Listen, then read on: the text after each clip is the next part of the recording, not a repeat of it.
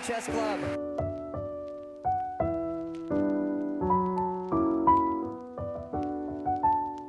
Assassins, Creed Valaha.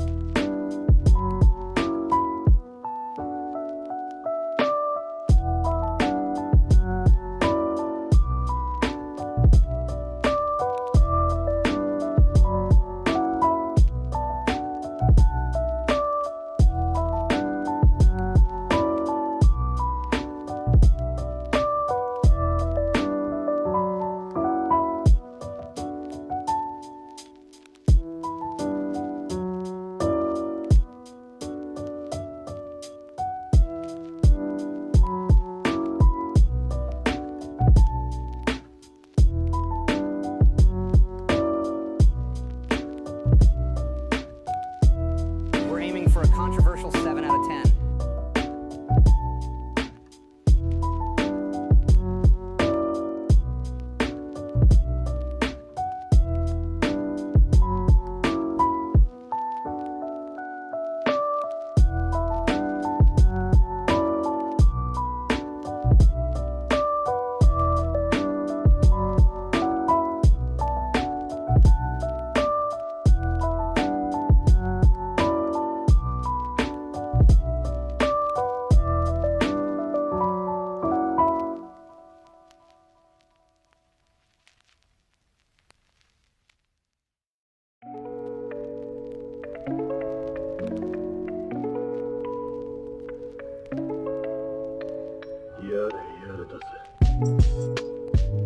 Good morning, everyone. Hello.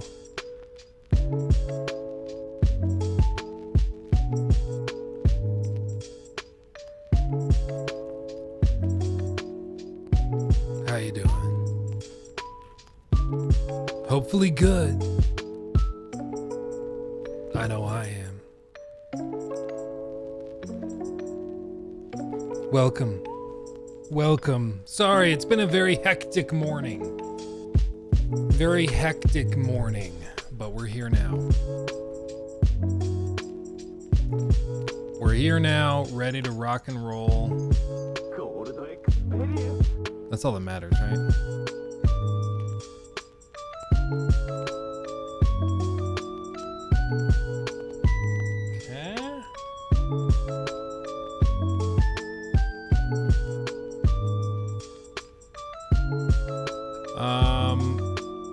Oh jeez, it's still an hour left. Damn it. Jacob, if you're in chat, I'll just need you to like spam the chat when the upload is done, okay? Because pretty much the second that gets done, I have to hit publish, so. Yeah. Yeah. Damn. Okay, anyway, we'll cross that bridge when we come to it. Then with this, I'll go like that.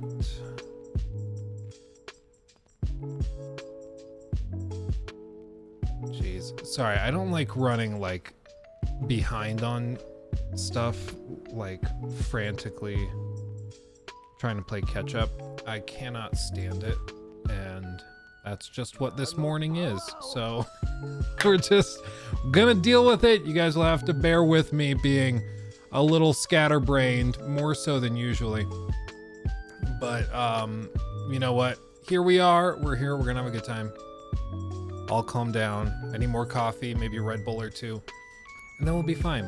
We'll be fine. I guess we should start with kind of the main news of the day, shall we? Oh, and Jason Schreier just posted something 11 minutes ago. I guess Jacob, you can clip this real quick and work on this while the other thing's uploading. Because there is breaking news. Breaking news from the one and only Jason Schreier. Okay? You ready? Look at this. Look at this, everybody. Jason Schreier, news. Embracer Group has canceled a Deus Ex video game that was in development for roughly 2 years and laid off an unspecified number of staff at Eidos Montreal. And if we go to the article, assuming we can actually read the whole thing, yeah. Sometimes they have it like bracketed off if you're not like paying for Bloomberg, but Embracer Group cancels Deus Ex video game. Swedish gaming company Embracer Group is canceling a video game in the beloved Deus Ex series after 2 years of development and will lay off a number of employees as part of an ongoing initiative to cut costs. Eidos, the Montreal, Canada-based studio behind the game, will instead focus on an original franchise. The canceled Deus Ex project, which had not yet been announced, was slated to enter production later this year, said the people speaking anonymously because they were not authorized to talk to the press. They did not respond to requests for comment. And yeah, he kind of explains, following a period of massive expansion during the pandemic, Embracer Group has recently been making widespread layoffs, game cancellations, and studio closures. Deus Ex, the series, was critically acclaimed and sold more than 14 million units worldwide and was acquired by Embracer in 2022, which lines up. I mean, they acquired it, started working on another game, and then they just canceled it. It sounds like it was in early production, but they have fully canceled it now and are laying off more staff. Kind of the background to Embracer Group, in case you have forgotten, as they just described, they had a crazy amount of growth during COVID. They just exploded, and part of it was with this deal that they were working on with an investment fund from Saudi Arabia. A lot of the time people are like, oh, it's just Saudi Arabian money. Yes, but it's an investment fund specifically for tech and games that they kind of started. But basically, they had this $2 billion deal lined up where they were going to get $2 billion to work on stuff and to buy studios, expand, pay for new projects and investments. And it fell apart. Embracer Group was forced to halt its breakneck pace of acquisitions after a mysterious partner left a $2 billion deal intended to drive its continued gaming ambitions. Now we might know who the partner is. Axios reported today that Savvy Games Group is the party that backed out of the deal in May. Savvy is owned by Saudi Arabia's Sovereign Wealth Public Investment Fund and is the vehicle through which the Middle Eastern country funnels investments in the video game industry. So you might hear Savvy Games Group. Oh, that sounds savvy. That sounds fun. It's actually backed by the Saudi Arabian government with all their oil money. But yeah, after the deal blew up, Embracer announced they were restructuring. And basically, I mean, the easiest way to describe this is like, you remember The Office when Michael buys that coat? Remember that episode?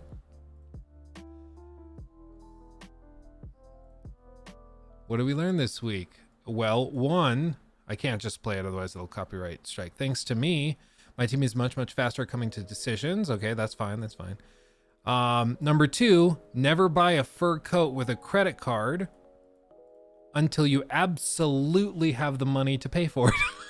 And this is basically Embracer Group bought a fur coat before they had the money to pay for it. And now they're having to return the fur coat and figure out what to do with the fur coat. And they bought a bunch of accessories for the fur coat that now have no purpose, so they have to return those. And everybody's like, why are you getting rid of the fur coat? The fur coat did nothing wrong. They're like, well, we know, but we shouldn't have gotten it. That was our bad. We just really thought we were going to have the money to pay for the fur coat, and now we don't. So, oops. And it's just spinning. So, to be clear, this is Embracer Group's fault that so many people are being laid off. So many studios are being shut down on their end. It's pretty much all because they expanded too quickly, didn't really... I mean, they seemingly did not even consider that the deal could not go through. They just were locked in, assuming that the $2 billion deal was going to happen. So they bought up studios, they financed all this stuff, and they thought that, you know, probably paired with the $2 billion investment and the fact debt was so cheap, they were able to basically buy studios and greenlight projects with borrowed money that was super cheap. And then they were like, we'll pay it off with the $2 billion we're about to get. But the $2 billion never came. So now they just have a bunch of debt that they can't actually pay for and a bunch of projects that they're not sure are actually going to turn a profit. And so they're like, well crap, because these are the same guys that were behind the Saints Row reboot. So they're like, we put like $200-300 million into that, and that fell apart. That was a total waste. So what are the odds that this actually works out too? Not that great. The odds are not that great. So I can't say I'm surprised. It's not clear how many people have been like laid off as part of this. It could have been 10 that were doing pre-production stuff. It could be 100. We just don't know. But it's another round of layoffs in the gaming industry, unfortunately. And this is just, it's not just the gaming industry, it's tech in general. And then there's also a lot of layoffs going on in, broadly in the tech sector. There's just a lot of it happening. And part of it is that there were too many greenlighted projects and aggressive expansion during COVID. Other parts of it are that some companies are kind of braced for tough days ahead and kind of a rough economic road ahead. So some companies are trying to be more cautious and be prepared. By the way you can tell like how the economy is expecting to go is by what what they're sitting on in terms of cash for like big investment firms, because the whole point of investing is you buy cheap, you sell high, right? So if you see like multi-billionaire investors that have their ear to the ground and know, they got fingers on the pulse of the economy, and if there were information suggesting one way or the other which way the economy was going to go, they would probably know it. If they're sitting on a bunch of cash, it means that they're ready to buy when things drop in price and the market starts to crash a little bit more, because they're going to be ready to just gobble it all up.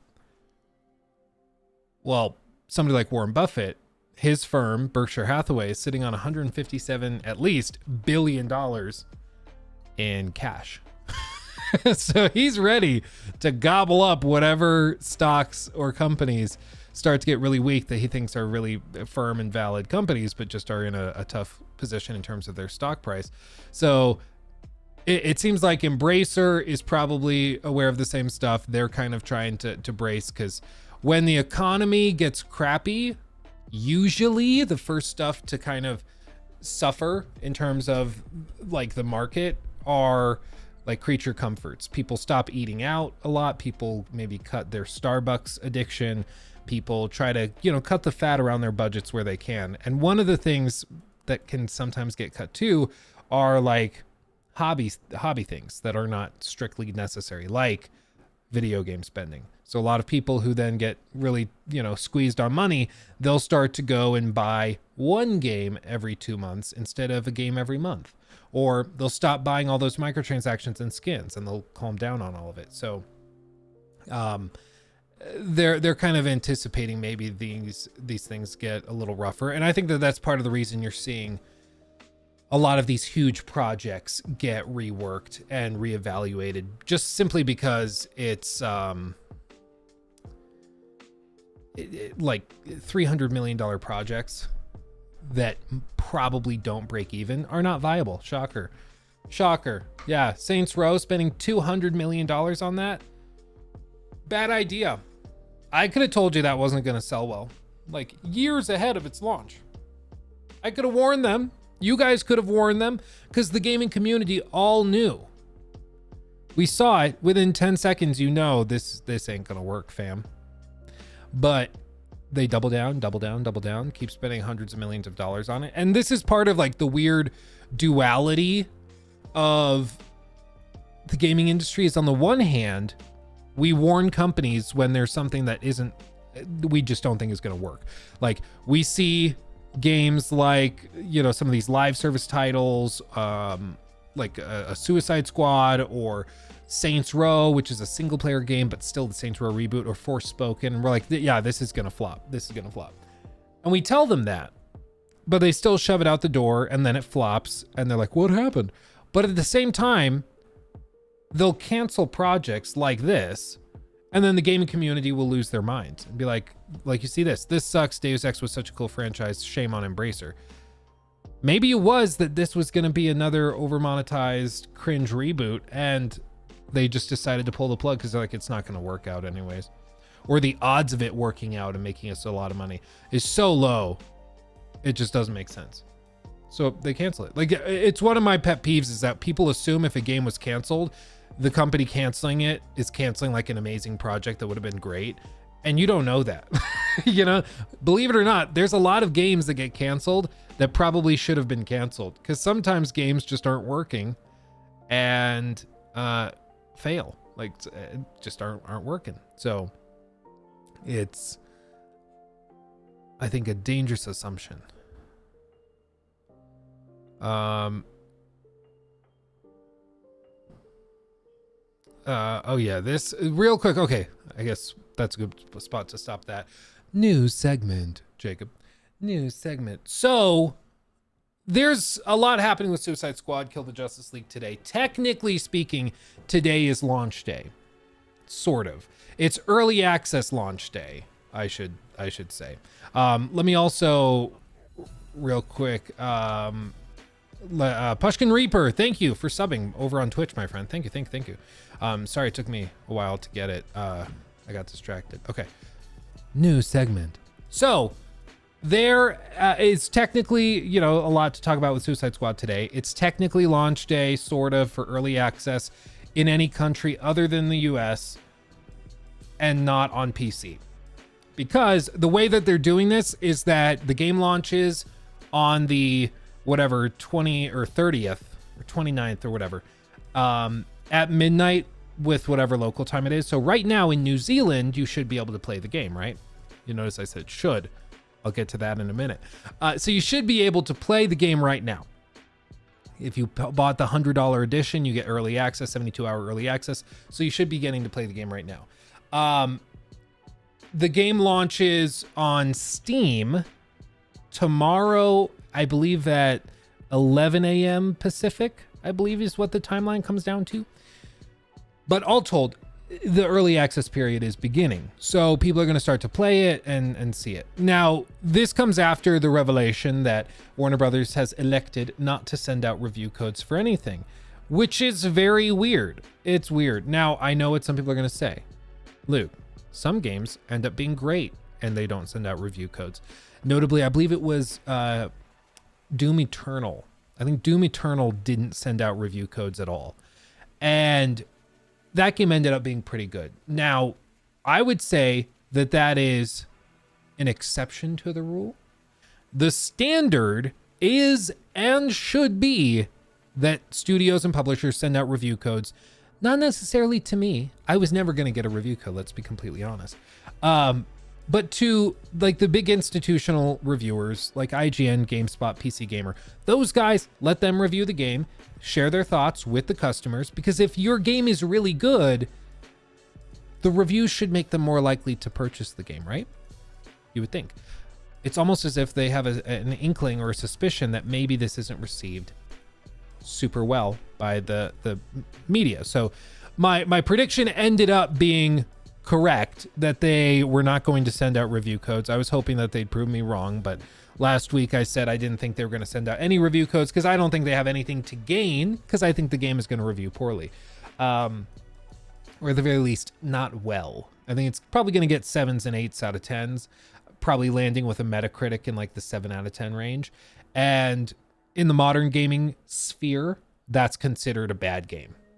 Love it or hate it, agree or not, like most people view a 7 out of 10 game as a pass or a wait for a deep sale, which is totally fair. Like if that's your evaluation, I still think 7 out of 10 games can be good, maybe not worth $70 freaking dollars, but still potentially worth looking into. But still, for them, the point is they don't get anything out of this. So they just decided actually to to not send review codes at all, which is, can I get the emote in the chat? Red flag. That's a red flag. Okay. Sometimes the game ends up being good, even if they don't send out review codes.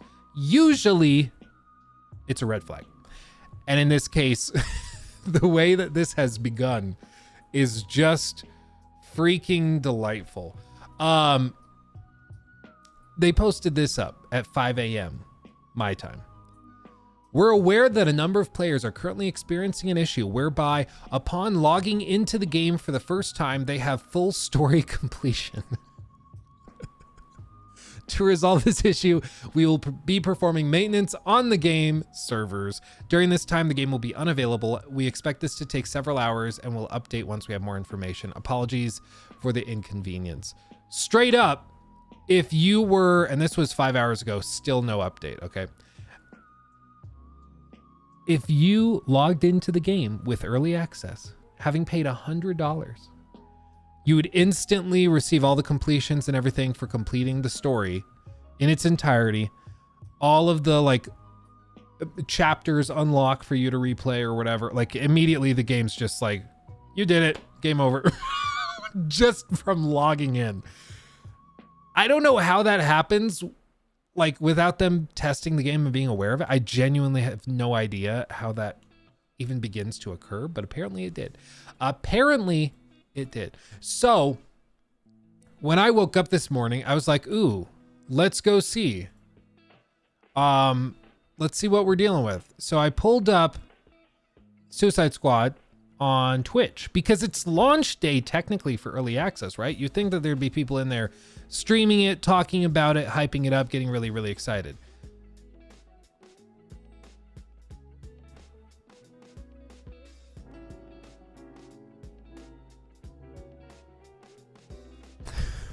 Granted, the game's not currently playable, even though it should be in some jurisdictions.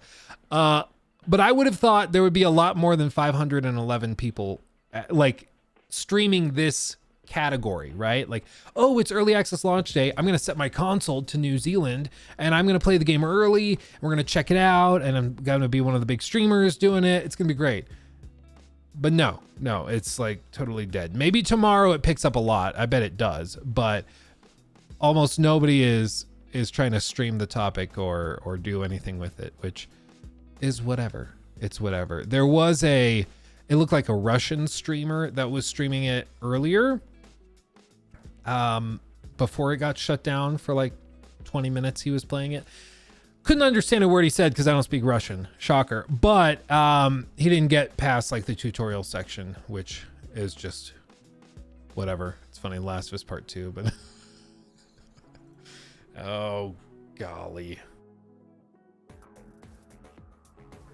man.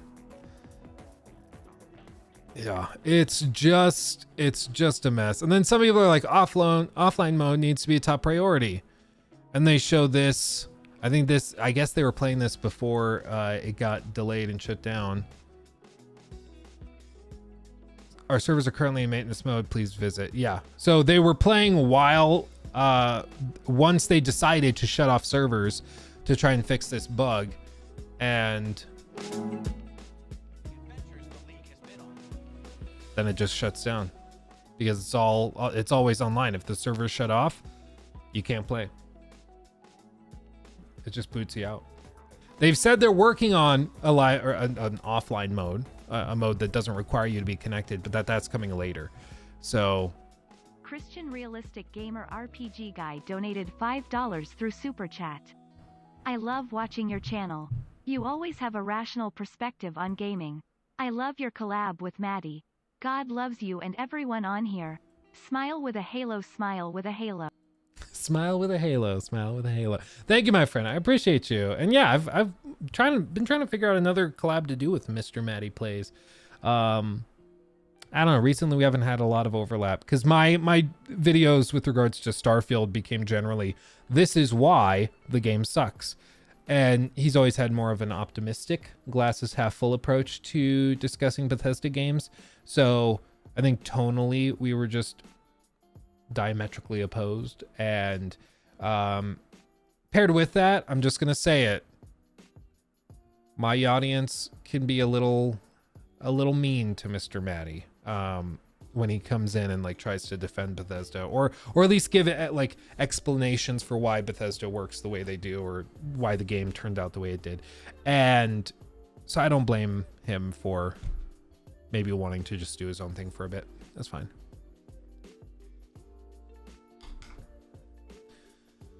Okay. But yeah, thank you for the super chat. And also Andathar, thank you for subbing with Prime over on Twitch. Thank you, my friend. And Poop, thank you for the 2 euros with the message. Poop, thank you. Thank you, my friend.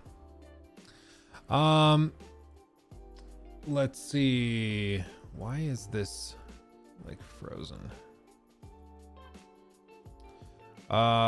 We need to stop pre-ordering games. Dude, for real. Well, it's just straight up, it's funny that oh yeah, the IGN thing, I have that somewhere. Yeah.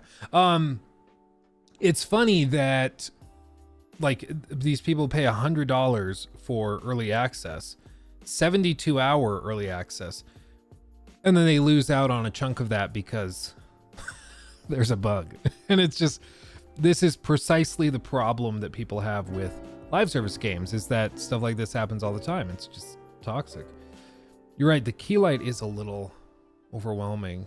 I don't know why. Let's adjust Odin it. Arrow 28 is now a member. 11 months. Feels like years. Living the streams. When the missus gets up and going, I'll be a member as well. Oh yeah, oh, that'd be great. That'd be great. I'm trying to convince her. I'm trying to push her to do it. She's just very anxious about it. Darkness. Too bright. Darkness. Maybe like 30, like 40% looks pretty good. I think that's a good spot. Okay. Okay. Yeah, I appreciate that, my friend. And yeah, 11 months. Jesus. Time flies when you're having fun. Man. Oh yeah, Zero Russian. Did you also email DSP your address so he can send you a spoon? Yeah, that meltdown was pretty epic. I mean, this gifted membership thing, it's like the perfect explanation for what's wrong with that. With just him in general, I suppose. Because if you guys came up with an exploit to give gifted memberships to the community and only have to spend like pennies for each, I'd be like, awesome. More people in members only streams. That's cool. More people using the emotes. That's awesome. I love it. Like, I wouldn't care. Whatever. But for DSP, he has like actual meltdowns and he's screaming at people about it. Oh man. Couldn't have happened to a nicer guy. All the while coming in and like telling people, you know, he needs money. And then like last night, he apparently spent like $1,100 on another round of a mobile game. Just outrageous. Okay. I'll let the bot read the messages. Otherwise I get distracted. Yeah, this is what IGN did that was misleading, evidently. Suicide Squad Kill the Justice League is currently 37% off in the UK, bringing down the price to just $43.96 days before its launch. Now, that sounds like, wow, they're having trouble selling the game, so they put it on sale. This is what's called, I would say, like a lie through omission, because it heavily suggests one reality, one thing is going on here, and that's that the game is not selling well, so they put it on sale before launch. That's the story basically that's being told to you with this, with the context of everything going on with the game and the reception of the game, blah blah blah, right? What's actually happening is that they looked at eBay and they found somebody selling Danger Plus Ultra donated $4.99 an eBay through copy. Super Chat. Love, why have you seen that the co-founders of Rocksteady are creating another studio? Yeah. I saw at least one article about UT it. Yeah, so let's see. Oh, did I miss about it? Yeah, I did see that. We did a whole Luke Stevens live clip on it, so I have a video with my like full reaction to that up on Luke Stevens live. And yeah, I mean, I think it's just because Rocksteady, as we knew, is no longer a thing. It's now a live service support studio for Suicide Squad. So I don't think Spencer it's still Corpus there. donated $5 That new studio through will be the Super new thing. Chat. Thank you. What if we promise not to be mean to Maddie for one stream? Video tears of joy also. You still playing Remnant? Loving the DLC for that, and Palworld is amazing. Yeah, I not to be mean to Maddie for, I think one thing is like, this is something I was talking to Nikki about. Like, me and my brothers are kind of like this. So we like, it's almost like a love language. We like express care and affection for each other by sometimes kind of being like a little mean to each other. It's just kind of what we do. So like, I'll be hanging out with my brothers and we'll just poke fun at each other and be like, wow, you suck at this. And it's just like how we talk to each other, right? We're not like trying to be mean to each other. We just like, that's just what we do. We just josh with each other, you know? And I think sometimes like, because that's how I am with like my brothers and friends, is that we just give each other crap. It's like Michael Scott in The Office, you know, hey, you're bad at sales. Oh yeah, well, hey, your mom is dead, you know, things like that. That's what friends do. Okay. So I think I sometimes attract an audience that has a similar sense of humor and vibe. And sometimes it can come off to people on the outside as us just trying to be mean to them, when it's just how we are. Like what I've always said, I'm like, when I make a stupid point, guys, you should tease me about it, because that's funny. And that's how you keep me humble and we have fun here. You know, I say something stupid, you make fun of me. If you say something stupid, I'll make fun of you. That's just how it works, right? And I think sometimes that same vibe to people on the outside comes off as us just being nasty, when that's not what we're trying to do. It's just people that are not familiar with our vibe can sometimes have that impression. So I think that that's part of it. Still playing Remnant. I've been swamped with some other stuff that I've been playing. I've been playing Like a Dragon Infinite Wealth. That game is outrageously fun. It's just stupid and goofy. And of course, like Palworld with friends, been playing that. Still playing Baldur's Gate 3, having a blast doing some different runs of that. And yeah, I've just been swamped. And now I'm gonna have to start playing Suicide Squad, so it's a whole thing. It's a whole thing, you know. Boys will be boys. Yeah, baby. Yeah, baby. Real quick, just to finish this out though, so it's sort of a lie by omission, right? Like, it makes you think one thing when you read this, but it's not actually that. What is actually happening is that they went on eBay and they found a listing for the game that has it at like $43.96, but as you can see, it's out of stock. It only releases on the 2nd, so it's a order for a pre-order. And this is something that people on eBay do all the time, because it gives their shop, whatever this one's called, the game collection, it gives their shop a higher ranking in the search results because it's getting so many clicks on this listing. So all of their other listings go up. And so it's basically just an engagement farming tactic. That's all it really is. Like, yeah, they eat $5 on a per unit thing. Maybe they got it through bulk by ordering through like the direct distributor if they're big enough or something, but they might eat a little bit, but the total promotion they get for their store is worth that amount. So they're happy. But IGN took it and made it sound like the game was on deep sale because it's not being successful. Now, IGN can always just go, well, what we said was all factually true. It's currently 37% off in the UK. If you buy it through this resource, bring the price down to $43.96 days before its launch. Technically, we're days before its launch. And with this pay only whatever thing, with like, I think you sign up for an eBay credit card and they knock $10 off or something. Then you technically can get the game for $43.96. Technically, it's true, but what's actually being communicated here is not accurate. Like what the unspoken part is not true, you know? It's like if I say, oh, there's an unsolved murder in Denver, and Luke happens to live pretty close. And I've not been able to account for where he was or what he was doing on the night of the murder. Now, that might be true, but it might just be that you never asked me what I was doing on the night of the murder. It could be I live relatively close, meaning 2 hours away or something. Like you are suggesting something by leaving out information and just stating some random bitty, like little bitty things, you know? It's the same kind of thing with like, with like when Cartman was pretending to be Glenn Beck. He's like, do you? No, it's like, so Wendy, you like to kill Smurfs and destroy their Smurf villages and rape and pillage and steal all of their goods and resources for your own self-aggrandizement. Or do you? And like, I'm just asking questions. It technically was a question, so I'm fine. Yeah, but you were suggesting that other thing, right?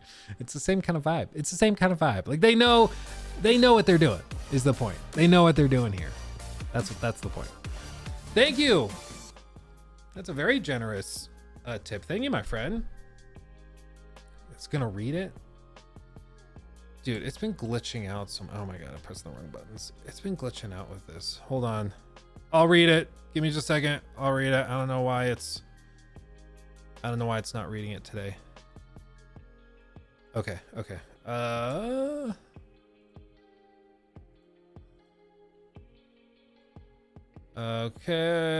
I think I'm gonna have to actually pull it up in here.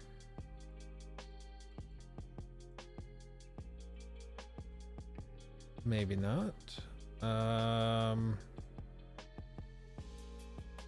That's weird. Why is it not?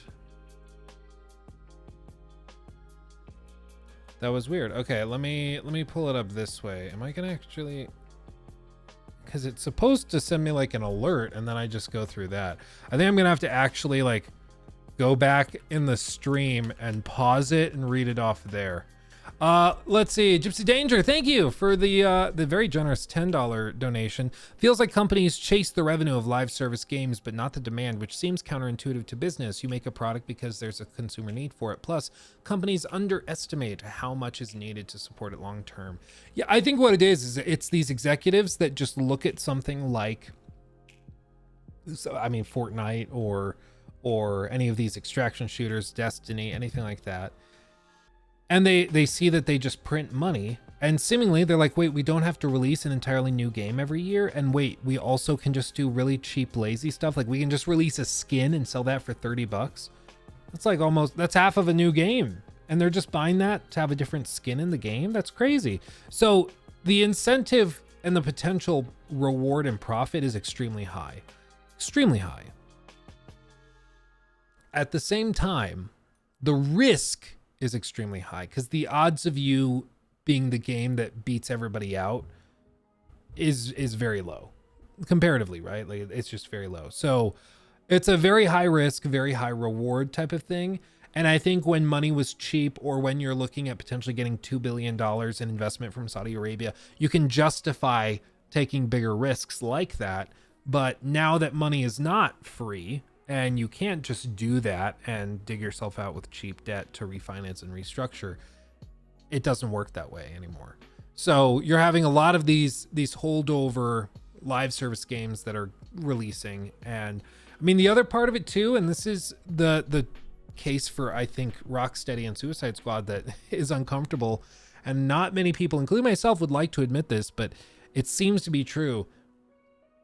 Rocksteady wanted to make this game. People think that it's like, oh, they were forced by Warner Brothers. The evidence suggests that no, they pitched this to Warner Brothers, and Warner Brothers loved the prospect of this wildly successful stream or developer coming along and making this game that was going to print them money. They loved the idea of it. The evidence from Jason Schreier's reporting, from interviews and things, when the devs say that this is something they've wanted to do and that they thought was going to be really successful and blow up, the evidence suggests that that's actually true. They're not lying. And that's why like Sefton Hill and Jamie Walker, the founders of Rocksteady, they left and they made a new studio recently in London that's very exclusive. There's only about 100 developers there, and apparently a lot of former like veterans of Rocksteady are moving over to that new studio.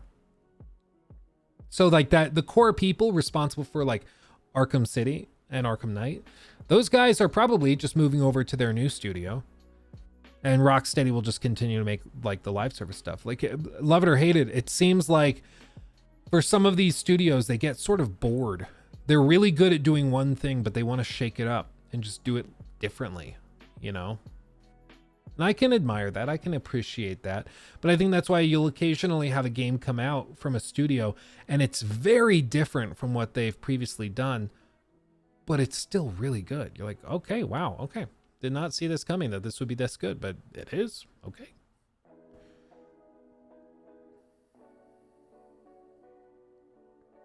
Naughty Dog tried it. Yeah, well, and the other thing, and I theorized this with Fallout 76. This was back in like it must have been 2018 when that game came out. I said like, there is a possibility that Todd did not actually want Fallout 76 to be like a disaster or anything, and this wasn't his passion project, but he knew that to make Starfield and the Elder Scrolls 6, he needed a bigger team. And how he justified that expansion to the board of directors and to like Robert Altman and those executives was that he said, we're going to make a live service Fallout game, co-op, multiplayer, whatever, always online, going to print money. We're going to do that. And in turn, you're going to allow us to open another studio in Austin, and you're going to allow us to double the staff in Maryland. And we get extra time to work on Starfield and extra time to work on the Elder Scrolls 6. And it seems like that could be part of it, at least a part of the consideration. Like, I don't think Fallout 76 happens without Todd at least wanting to do it at the end of the day. Like, at this point, it seems pretty clear, especially after watching a lot of interviews, a lot of discussions. There was that one interview recently with, I believe he's retired now, but he was one of the head honchos within Bethesda Game Studios through like Fallout 76 and a good chunk of Starfield. Not the video we watched recently, not the guy that went off and is doing his own game, but like a guy that's actually retired. And he was saying that Todd is like at the core of most of this stuff. Like most of the stuff lands on Todd's desk.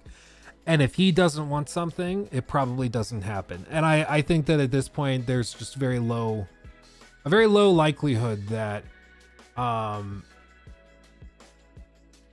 like Fallout 76, Starfield, these games happen without him being okay with it.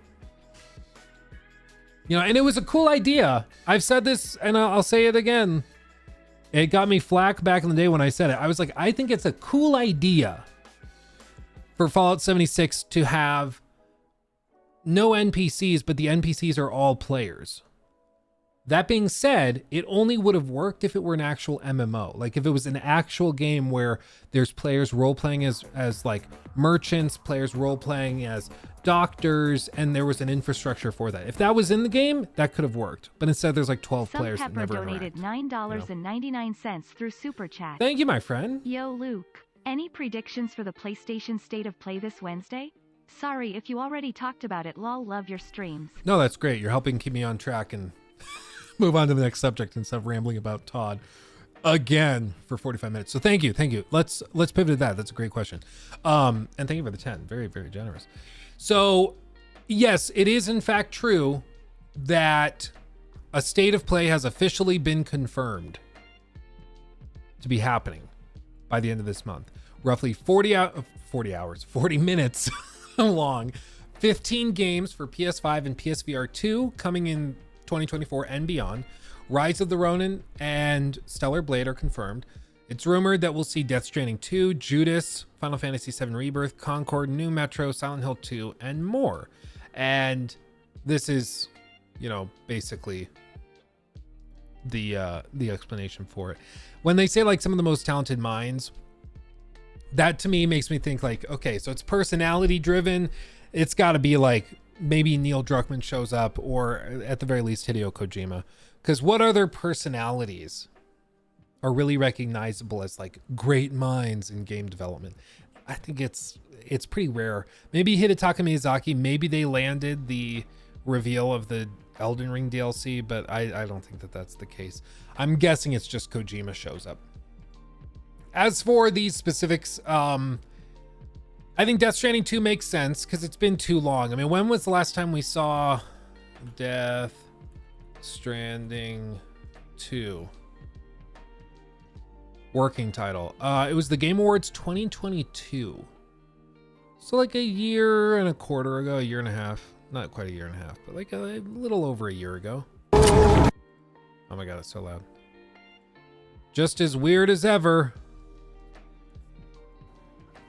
I just seriously don't understand anything about any of this. It's just so weird. What drug do you think he's on when he comes up with this stuff?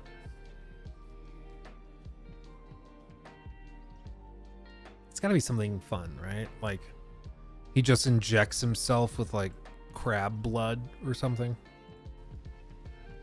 It's gotta be something weird. Something weird to make your brain work like this. I don't know. Well, I think it's probably a cocktail of like he snorts fish eggs, smokes some DMT, and then I think he also takes a fistful of Adderall, because I don't know how else you write just like 15 pages of monologues that don't say much of anything. Like again, his stuff that's really cool are the broad themes and everything. The specifics, like, you know, the crying because of, you know, the impact of the time fall, the strands all connecting visually, the BBs and everything. All of this is really cool. Like thematically, it's in the minutia that he loses me. But all of this to say, it's been long enough that I think we probably see it. I would imagine. So that would not surprise me at all. Maybe just another trailer or something. We know he's working on a handful of games, but this is probably the next one that's coming, I would assume. So I don't think that other weird one he showed off at the Game Awards gets any further look. Judas, we just did an extended segment on this on Luke Stevens Live. I think that this one absolutely we could see, because 2K, I believe it was, they said that they don't anticipate this releasing any later than March of 25, which most likely means this holiday. Just most likely, if it's going to be one of their big releases. Maybe they push it to like the February window of next year, but at the very least, they're trying to get it out during this fiscal year. And so I wouldn't be surprised if we see this, because it's going to be launching in the next year, and PlayStation likes to grab up the marketing rights for some of these games. Because if you don't remember, Judas, that's not how you spell trailer. Judas was this one that's like from the guy that made BioShock Infinite. Okay. My wife says she needs me for just a second. I'll be right back, everybody. Okay, just a second. Let me be right back. Okay, be right back.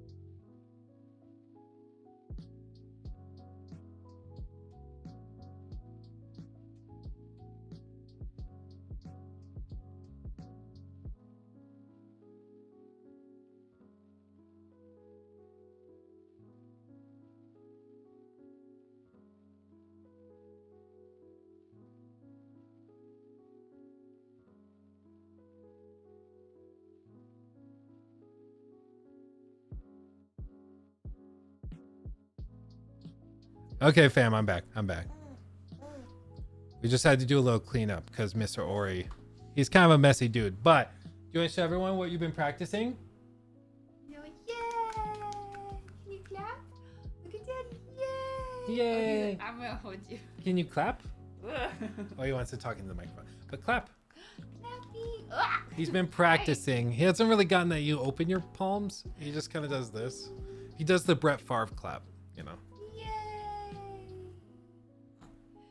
Yay! It's okay. Performance anxiety is a very normal thing. Okay. You be nice to mama, okay? You be nice to mama. No, of course not. I like you. Love you too. He's a gooby. Yeah. He's a good guy. He's a good fella. He's a good fella. Okay.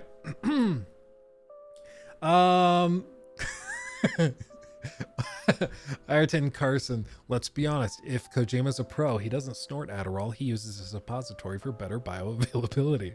He does strike me as a professional for that type of thing. So absolutely. Jesus. Anyway. So all of this to say, with all this, if you don't recall somehow, Judas, it was this game. The way it's been pitched and described over the years is that it's a narrative Lego game. That's basically how he's framed it. And so the idea, as he describes it, Ken Levine describes it, is that it's built up of Lego pieces narratively that the player can put together in different ways to create different individual stories. So it could be that, you know, they have this thing written out. So if you choose to like call this robot dog at the beginning of the story, he's with you or available to you through the whole game, and that can change how different characters interact with you. Different boss fights maybe alter. You get access to new areas, things like that. But you could also find him and get him late in the game, which changes how you just had to interact with all the prior sections because you didn't have access to him. Or other things like with these characters, meeting this character, maybe meeting them up early on is something that's going to change. Some Pepper all these donated things, you know? $9.99 through Super Chat. Possible MGS Delta release date? It did show up in Oh, that yeah. coming in 2024 PlayStation trailer. Couldn't imagine Death Stranding 2 and MGS3 remake in the same state of play. Yeah, no, that's a very good idea. That actually, I wouldn't be surprised at that at all. Especially because they're already saying that maybe we see Silent Hill, like the Silent Hill remake or something coming about. So if Konami is rumored to be there, I wouldn't be surprised if we see that too. People have asked me, like, are you excited for that? Honestly, I'm not excited for anything that Konami has touched. Like, I don't know why all of a sudden we're just forgetting what Konami's been doing for 15 years. You know, like, why are we just forgetting about all that? Like, you shouldn't be excited for anything they do until there's reason to believe it. It just doesn't make any sense at all. It really doesn't. So we'll see. We'll see. Maybe they win back favor and everybody's trust, but I guess we'll cross that bridge when we come to it. As for all of this stuff, I mean, I think Judas would absolutely make sense for Final Fantasy VII Rebirth. I mean, that's coming up very soon. So even if it's just a sizzle reel or something, a launch trailer, that would make sense. Concord, this doesn't, not grapes. Oh, this thing. I kind of forgot about this. You guys remember this? I remember this trailer and I have no idea what any of this means. It's a new PvP multiplayer first-person shooter from Firewalk Studios, coming to PS5 and PC this year. What a joke of a trailer, though. Like, what the hell are you supposed to take from this? This is a PvP live service shooter, and this is the trailer for it. Like, I appreciate cinematics and I appreciate high production value cinematics, but these are actual, like, not even, I don't think it's even in engine. I think it's all like, yeah, not actual gameplay. It's not actually from the game at all. It's not like this is a cinematic in the game. This is just something made independently, like those old school Assassin's Creed trailers and stuff. And those can be fun because it's like, ooh, it's a cinematic trailer. Okay. But you don't make like purchasing decisions or get hyped. And at least those are like with established franchises. We know what Assassin's Creed is. So if you show me a cinematic Assassin's Creed trailer, I'm like, okay, doesn't tell me much about the game, but it's like a little movie. That's cool. I can appreciate that. But with this, how the hell am I, like, what am I supposed to say from this? Like, I guess we can say that, oh, there's like crafting stuff going on and there was a gun on the table. So there's like weapon customization, probably. It's clearly a shooter. There's different clothes in the lockers, so I'm assuming you can change your outfits, is what's being said. This is like a palm print that's burned it. I don't know what that's supposed to suggest. Jiggle physics on the sandwich. But like, it doesn't tell you much of anything. Like, it's just, there's not much there. So yeah, I love it when a reveal trailer reveals nothing. Yeah, I mean, it's basically what it is. It's like, maybe the game is awesome. This gives me no reason to think it's awesome. It's just a thing. Like, what I think they should do, what was it? There was a game where they did this. Was it Mirage? It might have actually been Assassin's Creed Mirage, where like during, you guys remember like this past summer, they did the Xbox showcase thing and they drop a trailer, and then the next day or something they have the Ubisoft event, and then they do a gameplay deep dive. So they give you the trailer that's like cinematic and gives you the tone and everything like this, and then literally the next day they do gameplay reveals and stuff. Like, that's cool. That's very cool. Wasn't this leaked to be like Guardians of the Galaxy but multiplayer? I mean, that's kind of the vibe I get from it. And if it's a PvP multiplayer, I mean, they're describing it as PvP multiplayer. So, you know, I think that could make sense, but I don't really know. The other thing that I just don't understand is how Marathon has gotten such crazy views on the trailer when it also doesn't really tell us much of anything. Like, it's a new sci-fi PvP extraction shooter. And it just doesn't really tell you much of anything. Like, it has an interesting art style. It's very striking visually, but it doesn't really say much, you know? Like, it's always surprising to me what games pop off and what games don't with trailers. The fact it's coming from Bungie is a big part of it for sure, but we'll see. So there's that. Other games potentially, new Metro, Silent Hill 2, and potentially more. I mean, they say that they specifically said 15 plus games coming for PS5 and PSVR 2. So probably some PSVR ports and stuff. I don't know if they, fair games. If they really want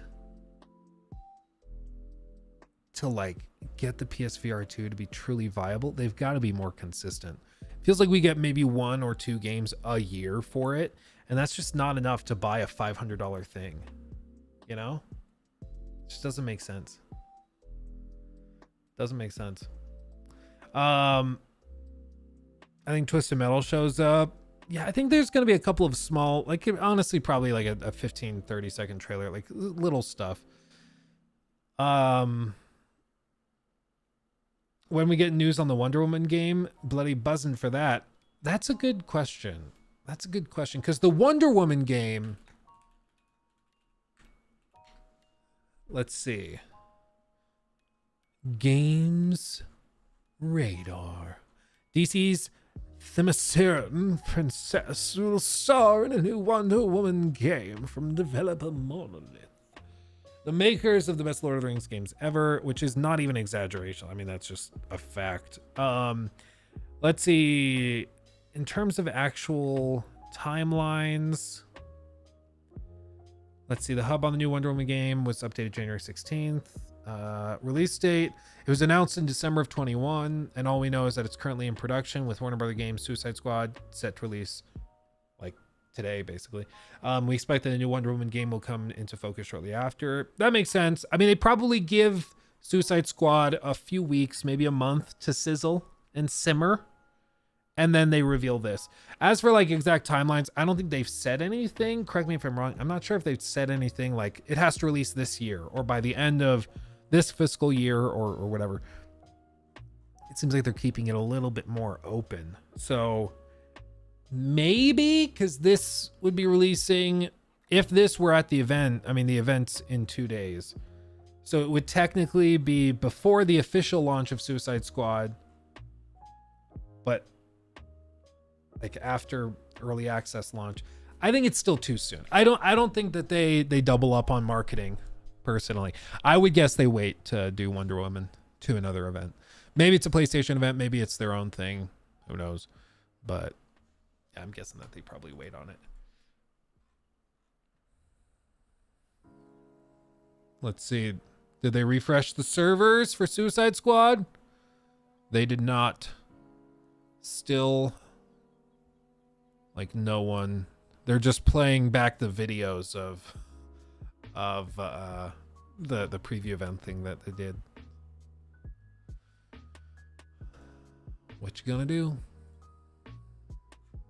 Still freaking weird. What an oopsie. Okay. Suicide Squad. They did upload this. Okay, so they've posted an update. We have identified the problem that was affecting player profiles and are currently testing a fix. We hope to implement it and have the game back online as soon as possible. Thank you for your patience. So it took them about 5-6 hours. They found the problem. Now they're testing a fix to the problem before sending it out and pushing it live. So I'm guessing for most people, by the time they get to play it, it's probably still another couple hours. Here's another question. I honestly don't know. If we have any game devs or anything in the chat, I'd love to hear. Do you know hot fixes? Can you shove those out quickly onto like... Well, actually, no. This is a good... So my thought process. I was like, okay, this is on PlayStation and Xbox right now.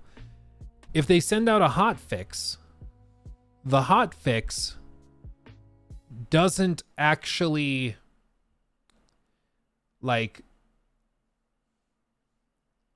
normally you'd have to send that to PlayStation. They'd have to review it for bugs and things, and then they'd have to approve it and do this and do that.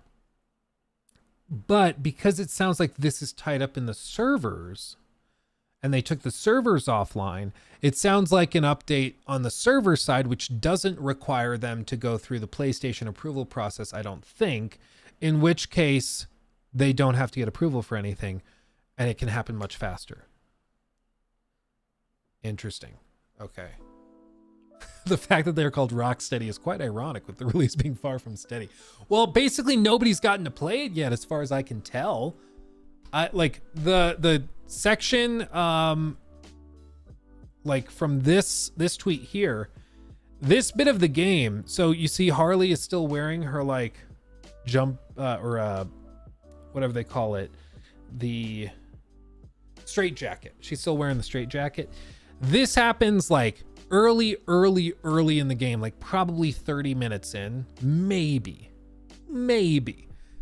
And so like you're currently in the Hall of Justice speaking to holograms, and the holograms are like giving you the tour of the museum basically, and he's showing you the display cases that have all of the gear that the Suicide Squad is going to use for traversal. So like Harley gets her grapple hook and stuff out of this glass case.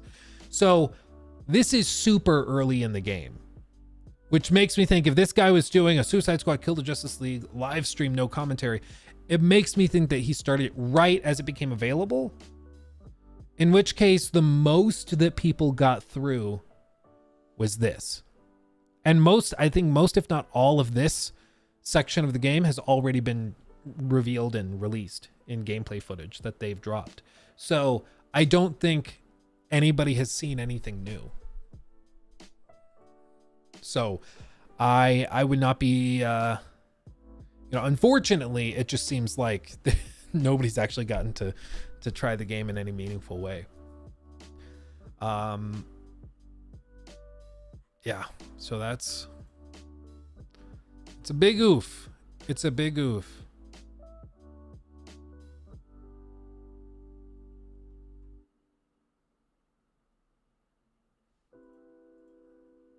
Oh, and Jason Schreier. Wow, he's having a busy day. Jason Schreier also just revealed the new president of Blizzard.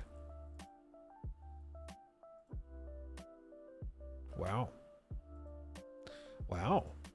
So, in case you guys hadn't seen it yet, new segment. Breaking. Blizzard's new president under Microsoft will be Call of Duty GM Johanna Faries, or Faries? Not sure. After years of battling Activision interference, Blizzard will now be run by a former Activision executive. Wow. She's going to replace Mike Ibarra, who left the video game company last week as part of a mess of, it was a mess of mass layoffs. So let's see. Faries, previously general manager for Call of Duty at Activision, will succeed Mike Ibarra, who left the company last week amid mass layoffs. Faries started at Activision in 2018 as head of Call of Duty esports. She previously spent 12 years working at the National Football League. So she worked for the NFL for over a decade and then worked with Call of Duty on esports stuff. And now is head of president. She's the president of Blizzard. Interesting. What do you guys think this says about their intentions for Blizzard's games? That they're putting in charge of the company somebody that previously was in charge of a lot of Call of Duty stuff.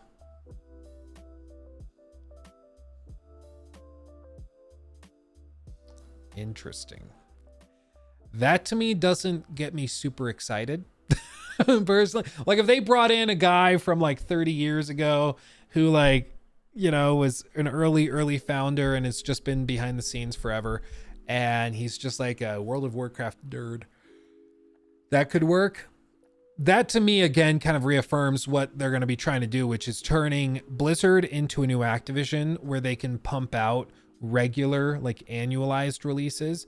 So probably, you know, for Diablo 4, they probably still do like seasons and things like that. But I think we go a lot faster between major releases. It's probably like 5 seasons in a year and then like 2 years of support. And then there's Diablo 5 after just a handful of years. You know, they probably pump out iterative ones every once in a while. That would be my expectation. You guys need to chill. You're too thirsty, bro. Chill out. It is important to know that Call of Duty's way of waking up in the morning to deliver for players can often differ from the stunning games in Blizzard's realm, each with different gameplay, experiences, communities that surround them, and requisite models of success. I've discussed this with the Blizzard leadership team, and I'm walking into this role with sensitivity to those dynamics and deep respect for Blizzard as we begin to explore taking our universes to even higher heights. I mean, it's good that she's at least aware that it's very different. I mean, this is what is very clear. I mean, she's not coming in and being like, yeah, we're just going to turn this into Activision. She's at least aware it's not currently Activision, and it's going to take some work to turn it into that. Appeared to acknowledge this conflict in a note to staff on Monday, writing, Activision, Blizzard, and King are decidedly different companies with distinct games, cultures, and communities. The appointment comes as Xbox chief Phil Spencer and his president for Game Studios, Matt Booty, overhaul management at Activision in an attempt to stabilize game franchises and boost revenue at the acquired company. Since the pandemic boom has petered out, Microsoft's own games business has faced slower growth and sales declines. On Tuesday, the company will report earnings for its second fiscal quarter.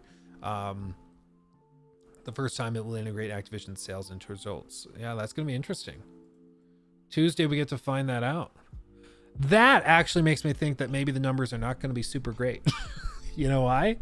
Because if you make a big move, like firing executives and putting new executives in place, what does that signal?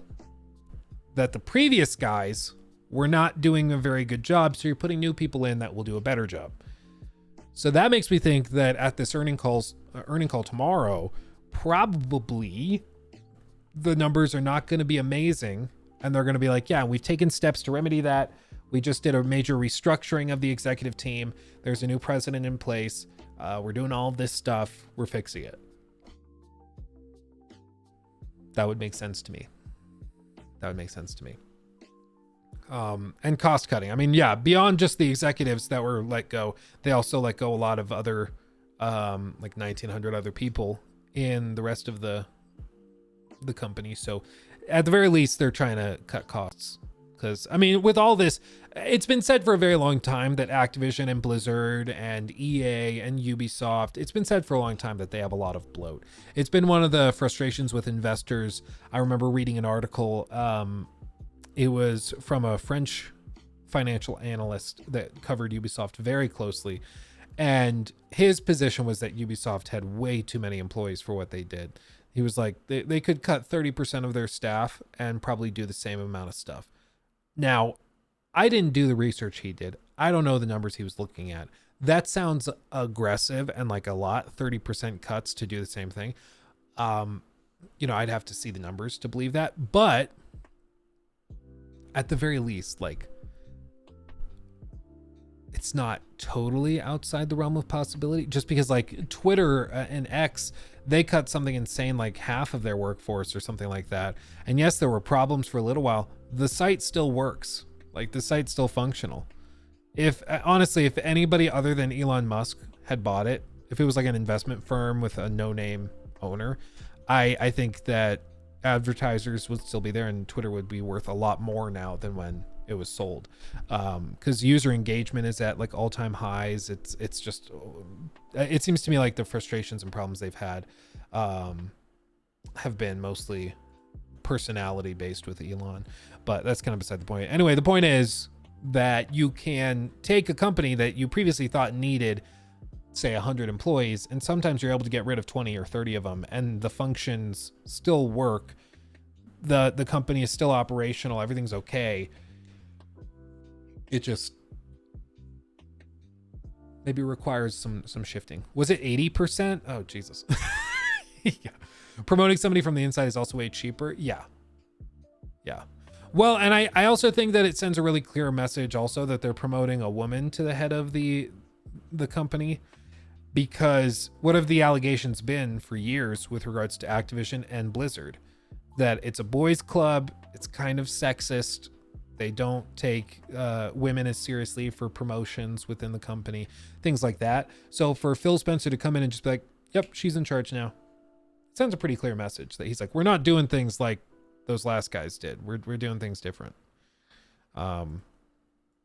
Which I think is good, you know? If you're going to be like a prick to the point where you're going to treat people differently for something like that, then yeah, change it up. Okay, you know what? You see this? Hold on. I want to scroll. Come on. You see this?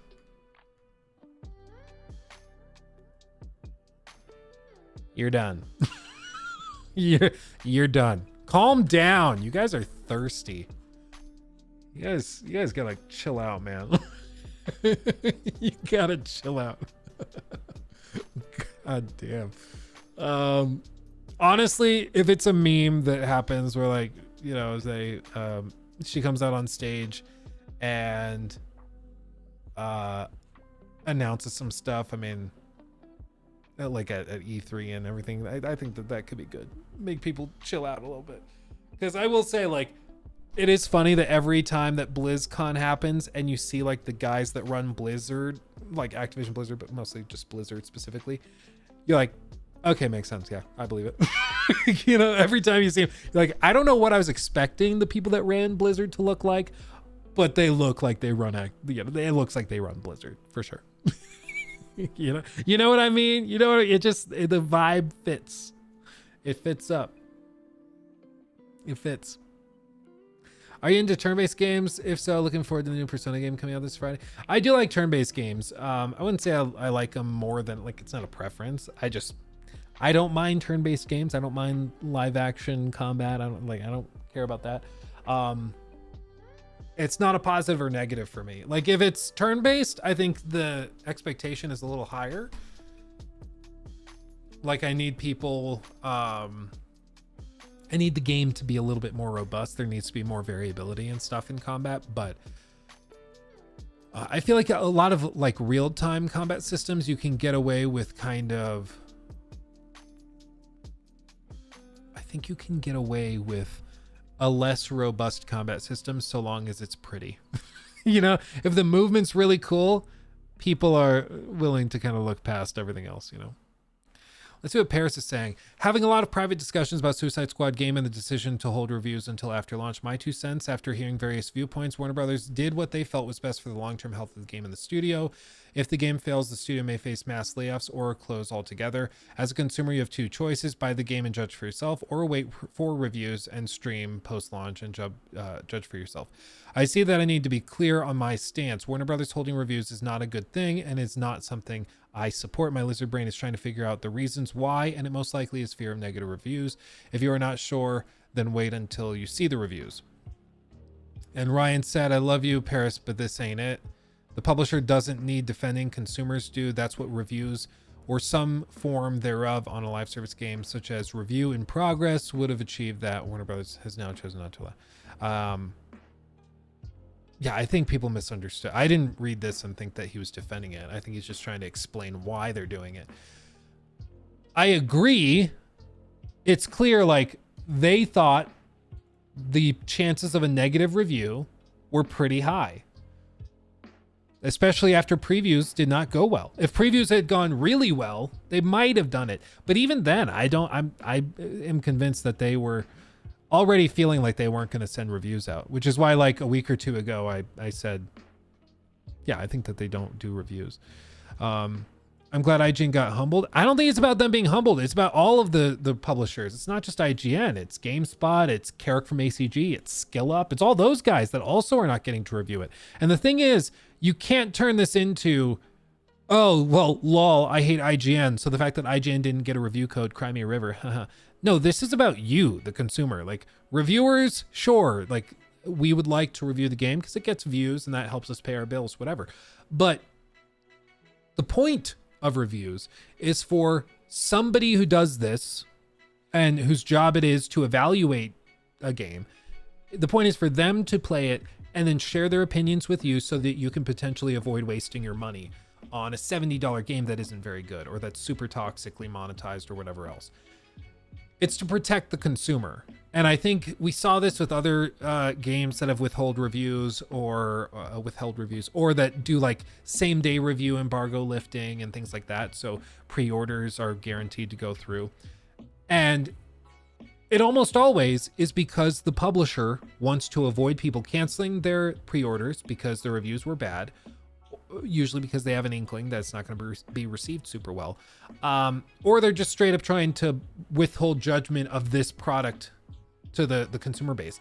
Back what CD Projekt Red did with the PS4 and Xbox One versions of the game, you remember that? They sent out some copies of the game for review, but only on Xbox, I guess it was Series X and PS5 and PC copies. But if you requested a console, like a Xbox One or PS4 version, you didn't get it. And they were like, oh, no, it's just we forgot. We didn't have codes for that generated. When we all know damn well it's because it was unplayable. And they basically, like, they didn't admit straight up that that's what happened. They just kind of like, yeah, we made some decisions we're not proud of. And it's like, you knew what you were doing. They knew what they were doing. And in this case, they know what they're doing. They know that they are withholding access to the games for sake of sorry, my watch is just exploding. They're withholding access to the game because they were prepared for it not to be reviewed very well. And I think that that is just honestly pathetic. Like, nobody should be defending this because they hate IGN more. Like, no. Warner Brothers is doing this because they want you to buy it without seeing the product. Like, if there was some, like, let's say you like watching car review channels on YouTube or TikTok or whatever, and Tesla reveals the new Cybertruck, whatever, and it's customary. I don't know if it's because I don't watch these channels, but let's say it's customary for them to send or give people and reviewers the chance to drive cars before they buy it. So you go to the dealership or the Tesla place and you want to test drive a Cybertruck, and they tell you, no, you don't get to test drive it. And you can't even talk to people who have test driven it because we don't even let reviewers test drive it. If you want it and you want to drive it, you have to buy it right now. You'd be like, okay, this is kind of scummy. You're clearly doing this to prevent me from seeing how the thing actually drives. Maybe it drives great. Maybe it's a great product. Maybe it is. But at the very least, it's very suspicious that you don't want to share it, you know? It's very, very suspicious. Master, I just need you to chill out with the KOTOR remake stuff because it's not super pertinent right now. If you want to bring it up like later during a lull, you can do that, but like every fifth message, it's getting a little old. Yeah, bring it up in a bit. Beyond this, like, let's see, what else do we got? Yeah. Wait, what does that mean? Not sure how to read that as something other than trying to avoid negative reviews. No, yeah, exactly. Yeah. And has been my thought. But this game has also had bad public perception, but people who played the beta say they loved it. No, not necessarily. Like, there are some people who liked it during the beta, others that did not like it. I thought it was like fine during the beta, but I also thought it generally was not as good as it needed to be. Yeah, I think it should be mandatory that all games as a service hold a 30-day beta before official launch. Then after that, if you want to keep playing it because it's good to you, you have to purchase it or go through the terms it is presenting. I mean, a 30-day beta is aggressive. If they gave you access to like an extended beta or like a weekend beta, that could be really good. I could appreciate that, but anything beyond that, I'm not sure if you need to.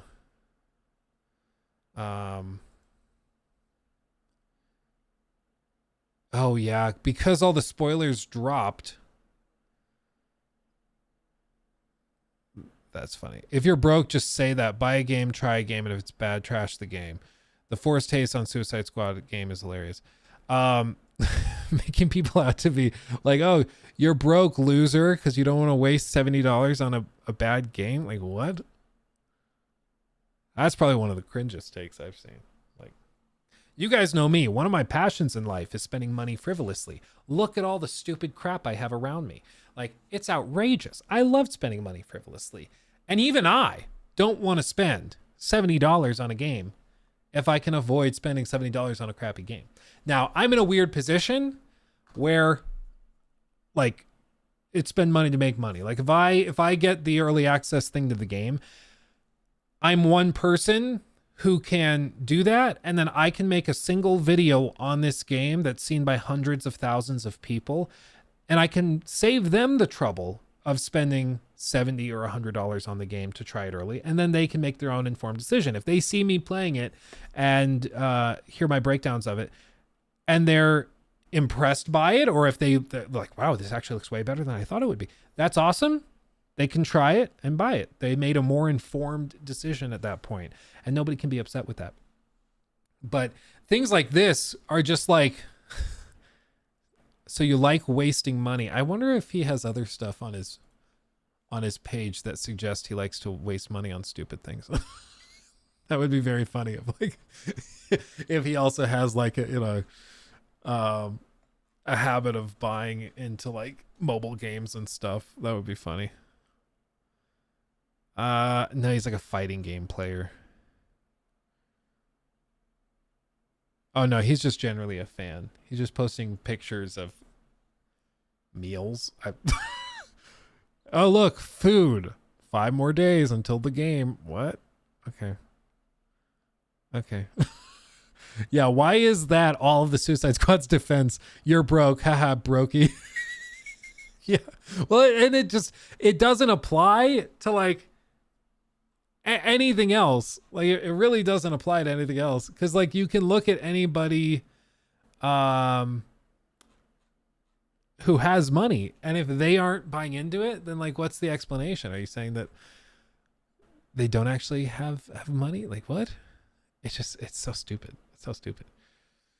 Food is a waste of money. Fancy, really fancy food can be. Like whenever I am tempted to order like the fanciest thing on a menu, you just think to yourself, I'm going to pee and poop this out in a matter of hours. Or if you're really backed up, maybe a day or two, whatever. Do I really want to crap away like $100, $200 on a super stupid fancy steak? Will it be that good? Will it be that good? Probably not. You know what will be that good and way cheaper? Some chicken nuggies. Some chicken nuggies or a quesadilla. By the way, you guys remember I told you the story where I went to like a birthday party at a Mexican restaurant for a buddy of mine, and everybody's going around placing their orders, and I said that I wanted like a big steak quesadilla, and everybody started making fun of me for ordering like a kid's meal. And I was like, no, it's on the menu. Like it's a big quesadilla. It's like this big. It's a massive thing, and it's delicious. Quesadillas are amazing. And everybody was teasing me because they're like, what, do you want an apple juice with that and a pacifier? I was like, what are you talking about? Quesadillas are amazing, and it's okay to order it as an adult. And I take this stand unabashedly. I am not ashamed of my love for quesadillas and chicken nuggies. They are great. Kids like them for a reason, because they still have the light of life and the joy and excitement of the unknown in their eyes. And I feel that too when I eat a quesadilla. I'll tell you what. Strider donated $10 through Super Chat. Thank Just you. saw the Batman scene being shared. It is not the fact you kill a character, it is how you do it. The disrespect from RS is disgusting, and they deserve all the heat about to come. I mean, there were the videos uploaded. Okay, awesome. There were rumors about all that stuff. And of course I won't get into specifics. I won't cover all of that. Of course I've had it spoiled for me because I can't have anything nice as a YouTuber. It's like, it's one of those things where like, if a spoiler for a game is dropped and people know that you're interested in the game or that you're following it, like all of a sudden all of your DMs are just filled with it. Just filled with it. And like, honestly, there's some funny trolling stuff that people have done before. Like years ago, maybe like 2 years ago or something, I had a personal like email address. This was like before I had an agent that negotiated stuff for me. I had a personal email address that I ran, posted on my like, inquire about business opportunities here. Like if you have a sponsorship thing, email me at this address. And somebody did something really, really funny. I wasn't even mad. I was just like, that's hilarious. They took that email and they subscribed it to a Jehovah's Witness dating website. And so I just got like flooded with all these emails of like attractive middle-aged Jehovah's Witnesses with a respect for the Lord in your area. Begin courting now. Like it was honestly pretty brilliant. I couldn't even be mad about it. I was like, okay, that's funny. You guys got me. So sometimes those types of trollish things are just freaking funny. You know, that was just funny. That's probably my favorite that anyone's ever done. Cause like, it wasn't that harmful. Like at the time, I think I pressed a button and then unsubscribed and everything was fine again. Like, you know, I unsubscribed and then I don't get the emails anymore. It was whatever, but it was really, really funny while it lasted. You know, it's just, thanks for the idea, Luke. Yeah. It was just hilarious. It was hilarious. Oh man. Oh, one time I signed my old roommate up to run for city council. Really? Oh, that's awesome. My old principal in high school, he told us a story where like he was living in London, going to school at one time, you know, or maybe not London. He was in the UK, but he was going to school there because I think he went to Cambridge. And when I asked him how he got into Cambridge, he just looked at me and said, rich parents. I was like, oh, okay.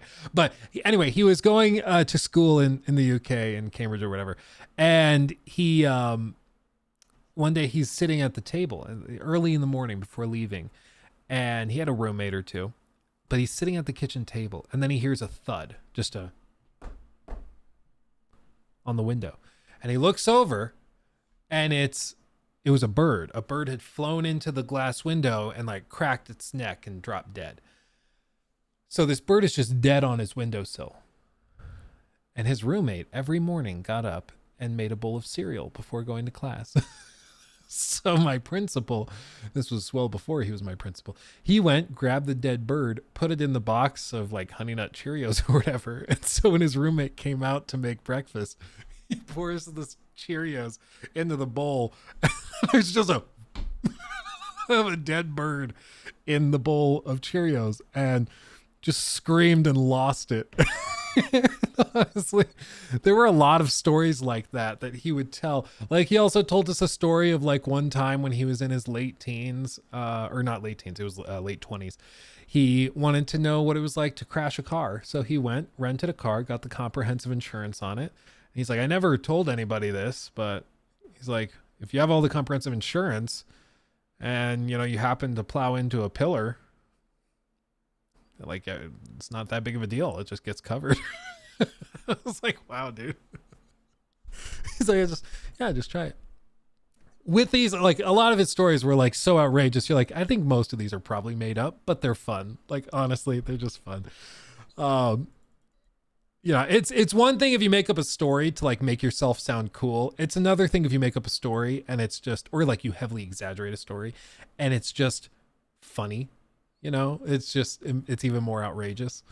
You know, dude wanted to be a test dummy. Yeah, like that scene from The Grinch where he does the test drive thing and he dresses up like the crash test dummy. Yeah. Oh yeah, Alex, we talked about it. Yeah, that was a bit of a stretch. The thing with IGN though too, I wonder if, like, who I should check.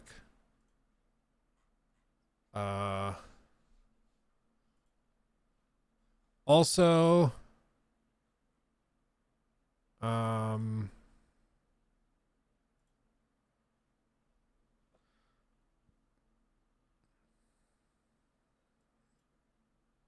looks like some people were saying the servers are online. They haven't tweeted that yet. Maybe it is. I was just going to say, I'm wondering. Oh, no, it is. It looks like it's live. Oh, look, and it's the same dude that said we were broke. Should we see what he says?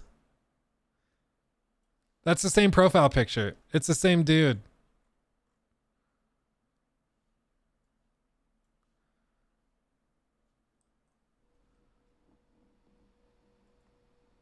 Yeah, this is the tutorial. We finally got it. We finally got it. We finally got it. We finally got it. Yeah, I mean, I'm trying to. I'm gonna enter 2 more seconds. 2 more seconds. All right. We up. If I don't like I this appreciate game, everybody for pulling up today, though. does that mean I'm broke?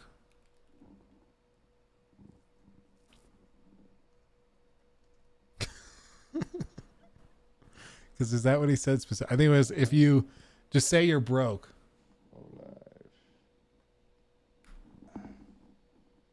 Oh no, All right. I have to be a follower for an hour to chat. Oh.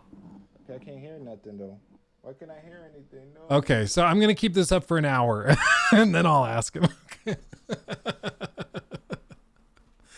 Oh man, it's an honest question. He said, if you don't want the game, just be honest. You're broke. I'm like, I ain't broke, man. I just don't want to waste $70. Oh well. Oh well. Honestly, it's fair. I mean, I'm sure you deal with trolling when you're really active on Twitter. I'm sure. Just an honest question. It was an honest question. I was honestly curious about it. Strider donated $5 through Super Chat. Didn't mean to troll or be toxic, just very upset at all the stuff coming out, sad face. Oh no, you're fine, Strider. I get that. As for the exact specifics, the thing with all of this is like, I know some people are like, it's the disrespect. And if you're somebody that like finds it disrespectful or offensive to like kill off a beloved character in a sort of aggressive way, like that's fine. That's a sort of personal preference, I guess, that you might have.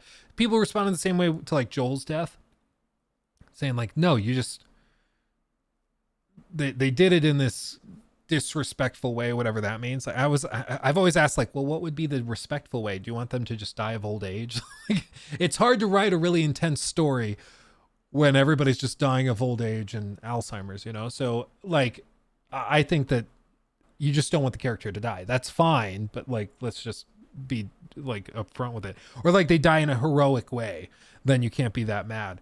And you know, I just personally disagree. Like, I think I'm okay with stories where heroes die in non-heroic ways or in ways that are a little bit more mundane, because I think that that's a reflection of reality. We all assume that people with heroic traits must die in epic or have their stories end in some sort of epic and satisfying way. And I think some stories benefit from that type of structuring, but I don't think every story needs to end that way. Some stories are tragedies where heroic characters die or lose in tragic ways. And I think that that's fine. I think there's a place for that. Not everybody has to like it. Absolutely. You don't have to like that story. And if you don't like that story or that plot point, that doesn't mean that you're wrong. It's like, okay, it's not for you. Like, that's fine. It's totally fine. In the case of, with this though, like specifically, people have tried to be like, so Kevin Conroy dies of, I think it was lung cancer or esophageal cancer or something like that. And so he dies of cancer, and this is his last role. And in his last role, his character allegedly dies in the story. And I'm like, but so we're supposed to be offended by that. But he agreed to do this role. Like, he signed up for it. So are you saying that it would have been totally fine if Kevin had continued to beat cancer for a little while longer? Like, then it's okay? You know, where's the distinction? He agreed to do this. He didn't have to take the role. He took the role because he wanted to do the role and he thought it was good. So I if anything, like, the most honorable thing to Kevin Conroy would probably be to buy the game and like give money to his estate that would pass to his family and whoever else was a beneficiary of that estate. So it's just, it gets kind of messy when you're trying to figure out what to be upset about, you know?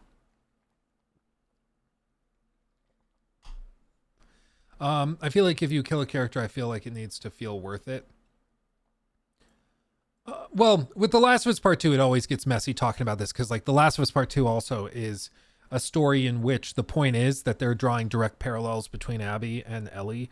So Joel needs to die in a similarly non-heroic way to how Abby's dad died, where he was trying to do something that he thought was, you know, noble or correct, and then he just gets killed ruthlessly because he was in the way between one person and their goal. Like, that's the whole point of The Last of Us Part 2, is just to draw those parallels. And sometimes it's a little heavy-handed, but I think with this, it's tricky also just because people are coming at it frustrated already with narrative choices, and then to hear this stuff, I can understand why they're frustrated. But at the same time, it's in the freaking name of the game.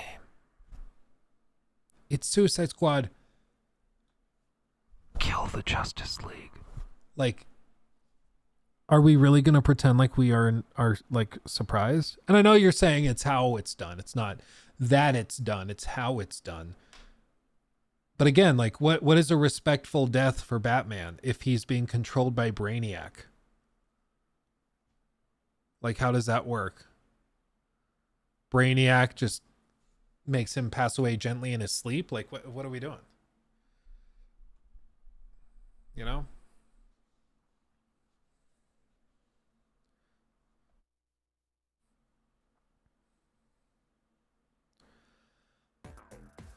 No, Master, you're fine. You're fine. That's just a topic we can probably do a standalone segment on. And so I'm like, I don't want to just offer a Happy 2-second Dude donated response, you know? €5 through Super Chat. Thank you. Hey Luke, almost every TV hero has a few games except one that could be a very fun game to play, Knight Rider, you agree? Or know Oh. something better? There is potential for that. I could see that. I think it's also potentially just because of the nature of the character, it could be difficult to come up with like a game concept that really works. And not to mention, like, Knight Rider is also a very, I don't think it's a very well known, like compared to what a lot of the other games are built around. Suicide Squad, everybody knows from the movies. You know, Batman, everybody knows because it's freaking Batman. So there's some things where everybody already knows it, and so the mass market appeal is kind of built in.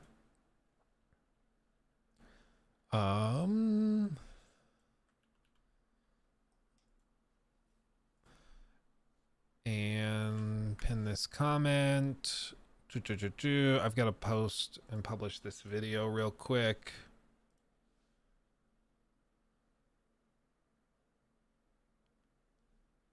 Okay.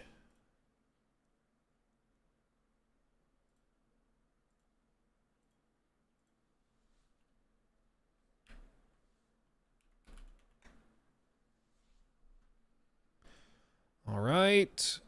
And make sure we have all the disclosures we need.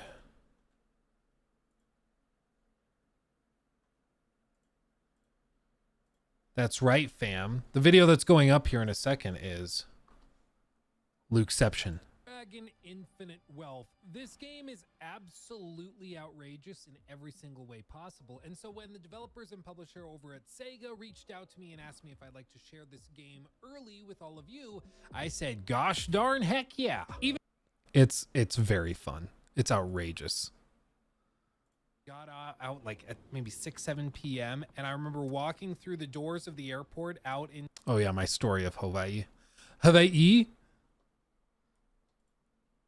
There's a whole thing. There's a whole thing.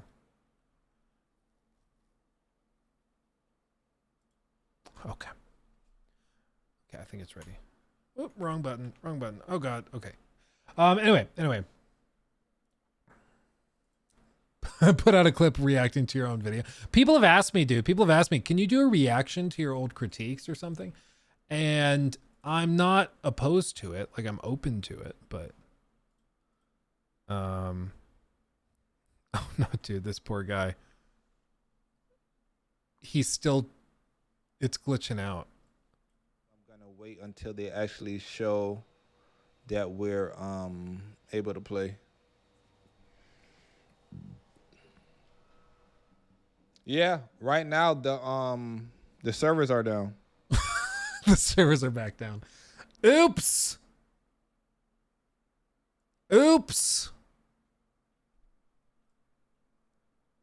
That's funny. I guess they turned it back on, but they haven't tweeted out that they're live. That's funny. Giveaway. Still doing giveaway drops. Enable live gameplay. I don't think it's live yet though. It's gonna keep doing this. It'll die as soon as it comes out. I don't see it dying, dude. Thanks, Auto Repo though for the might not be. CS Bacon. I love that. Thanks for the follow, muchly appreciated. Oh, we've just caught up with the follows. Thank God for that. Just came back to see it go back up, yeah, and and picked a great moment for it to come back down again. Thanks, Blacklight. I'm going to get all the level 30, yes, 100%, all the level 30 to get 120% talents available, and then you're going to main King Shark. Nice one, Barbara. You go, girl. I don't know, man. It's funny that they're still having problems with it, but we'll see. We'll see if it ever gets up and running. We'll see. They're still sitting on it. If we refresh the page, it just says, yeah, an hour ago they're testing it, so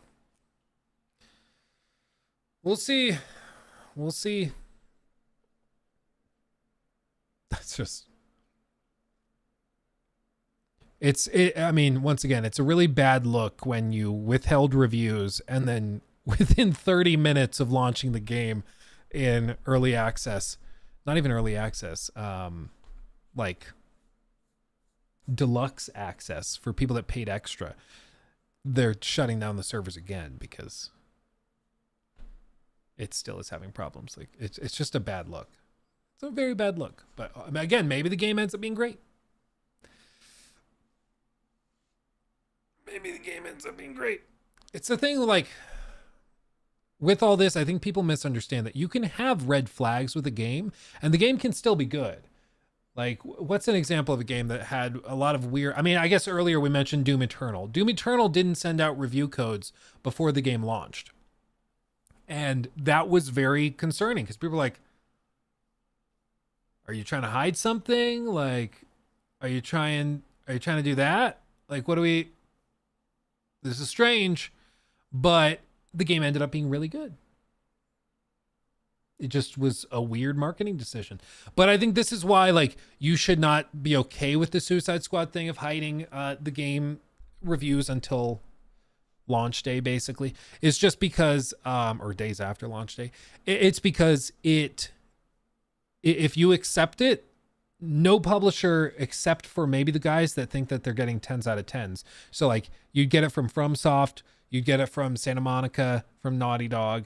They would submit for reviews ahead of time because 10 out of 10s. Yeah, it'll reaffirm everybody that, yeah, these guys are the best in the industry. But nobody else will ever submit for reviews before the game releases ever again. Because why would they? There's like no upside. There's no benefit. Why do it?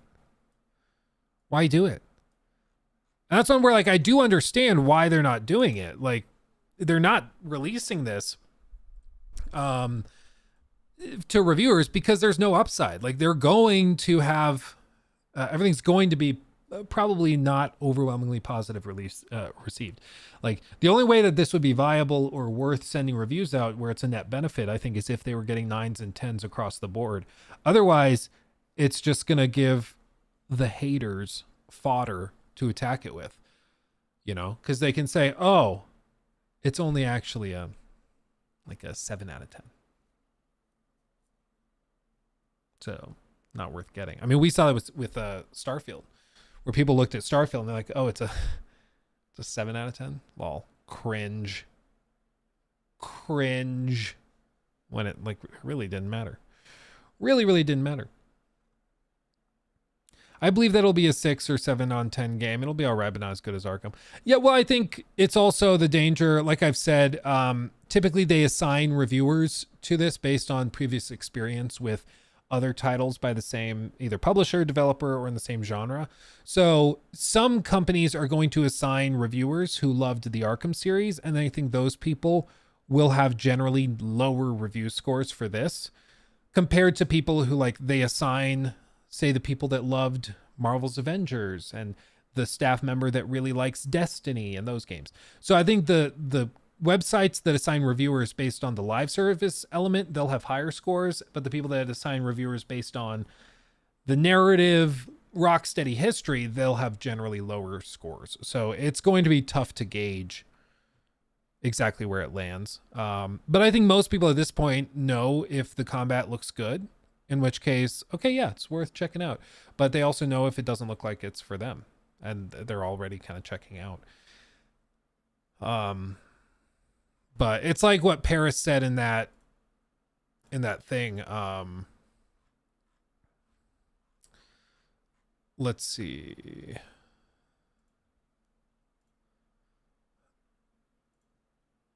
Can I?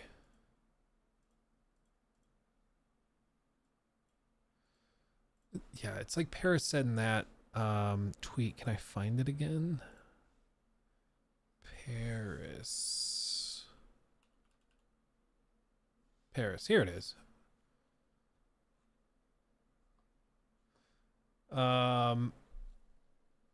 Yeah, with this. So yeah, if the game fails, the studio may face mass layoffs and or close altogether. Yes, but I would say that's not anybody's fault. And I'm not saying Paris is like defending that. He's just saying what people within Warner Brothers are telling him. Yes, it's true. If the game fails, mass layoffs, because the studio now doesn't have a game to support, and now it's basically a support studio to keep this game alive. So if the game fails, there's no reason to have them still employed. So that could be a big issue. It's not to say that the talent just disappears. A lot of them probably end up just moving over to that new studio by Sefton Hill and Jamie Walker, but still. So that's true. And then, may close altogether. That's also potentially true because they have the next like year and a half to 2 years planned out for what they're doing to keep this game alive long term.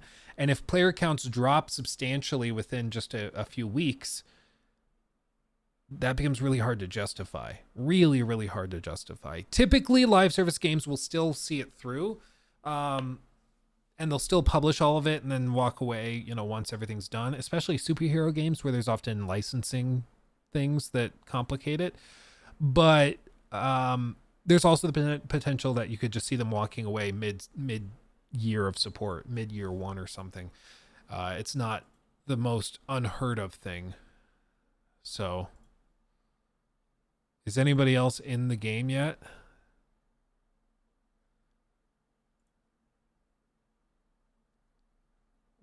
It looks like he's actually customizing stuff. Piece Bane set. Oh no, it's a video. Actually, no, they got. Wait, no way, dude! You can wear the 3-piece of the tier 1 and the tier 2 Bane set. You can combine both. Oh my god.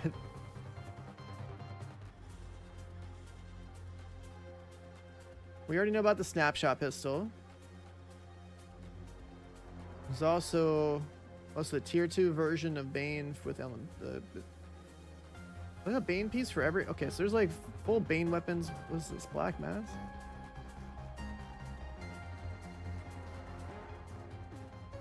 Man, it's on another level to be like this hyped for for a game. I hope they have fun, man. I really hope they have fun. I really, really hope it clicks. Because right now, it's just crazy that it's been what? Like 7-8 hours?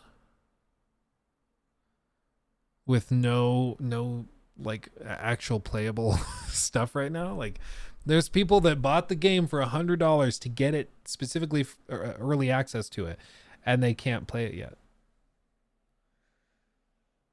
Man.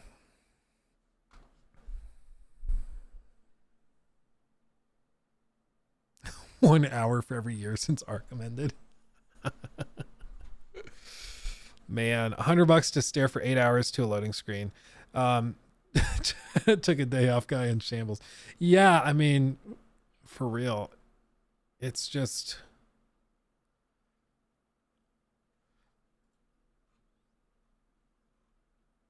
oof. There's some people there's some people being kind of toxic in here.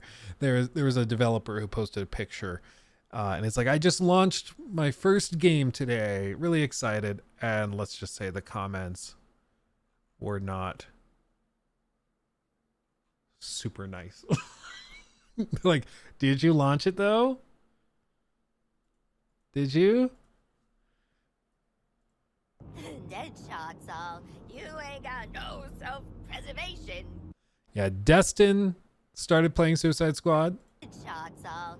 You ain't got no self-preservation, Quinn.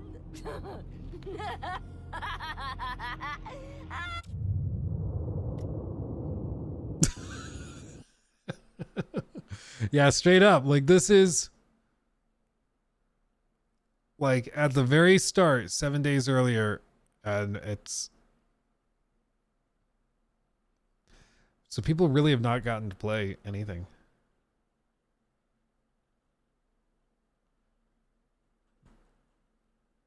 Man. But this is the danger with live service stuff when the impressions are already kind of negative, is that like, even if the game is really good, it's like this just is a bad look, and it gets people really, again, it gives them fuel to kind of hate on it.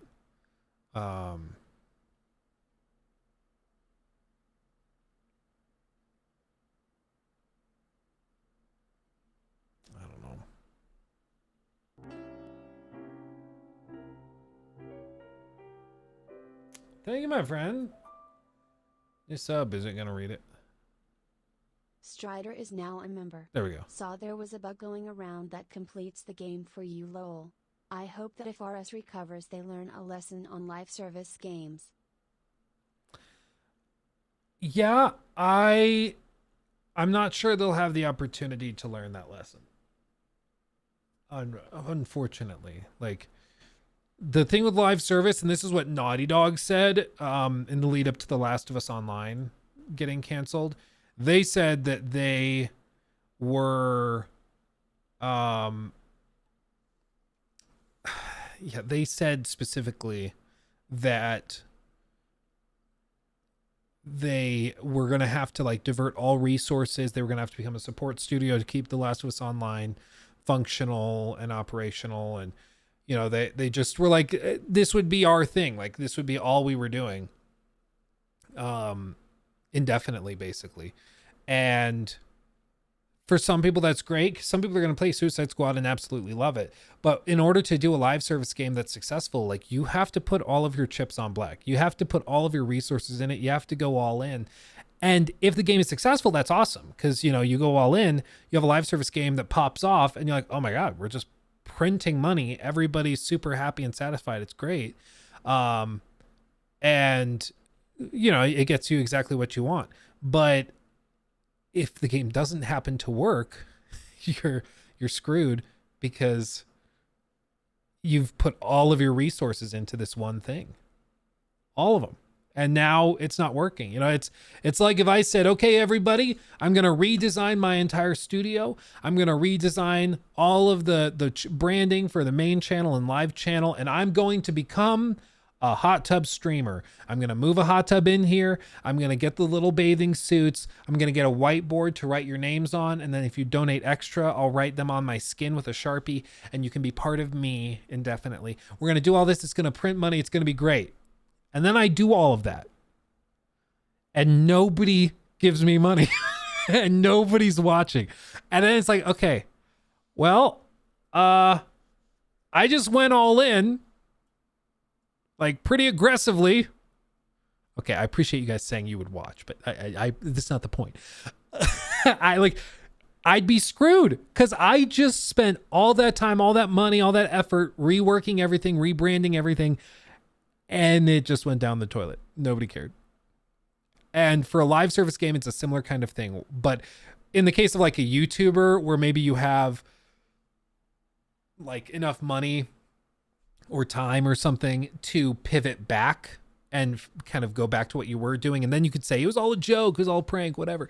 You could do that and then maybe still salvage it. With a studio, you're like hiring and firing for years to prepare for it. Like you have an entire team of staff where all they're doing. I guess the further example would be like if I fired Jacob and Trevor and I'm like, okay, I have no employees now except me. And then I'm going to hire people for hot tub maintenance. And then I'm also going to have a full-time electrician on staff because he has to constantly be rewiring stuff since I like to splash in the hot tub and then might get water on the lights and electronics that shorts them out. And so he has to repair all that stuff. And so I have like all new infrastructure, all new stuff designed around this one thing. And if it's successful, I will print money. But if it fails, I'm utterly screwed. And at that point, it'd be really hard to justify where to go. Yeah, Rocksteady's becoming a hot tub studio, confirmed. Yeah. They're going to report on it. IGN's going to be like, oh, we had that eBay story earlier. This works. YouTuber confirms that Rocksteady is a hot tub studio now.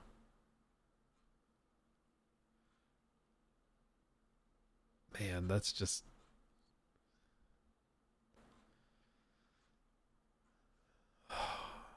Is the game online yet? Looks like it is. Flash, hi buddy. Big invasion. Crime's on a break. Hide. Get somewhere safe.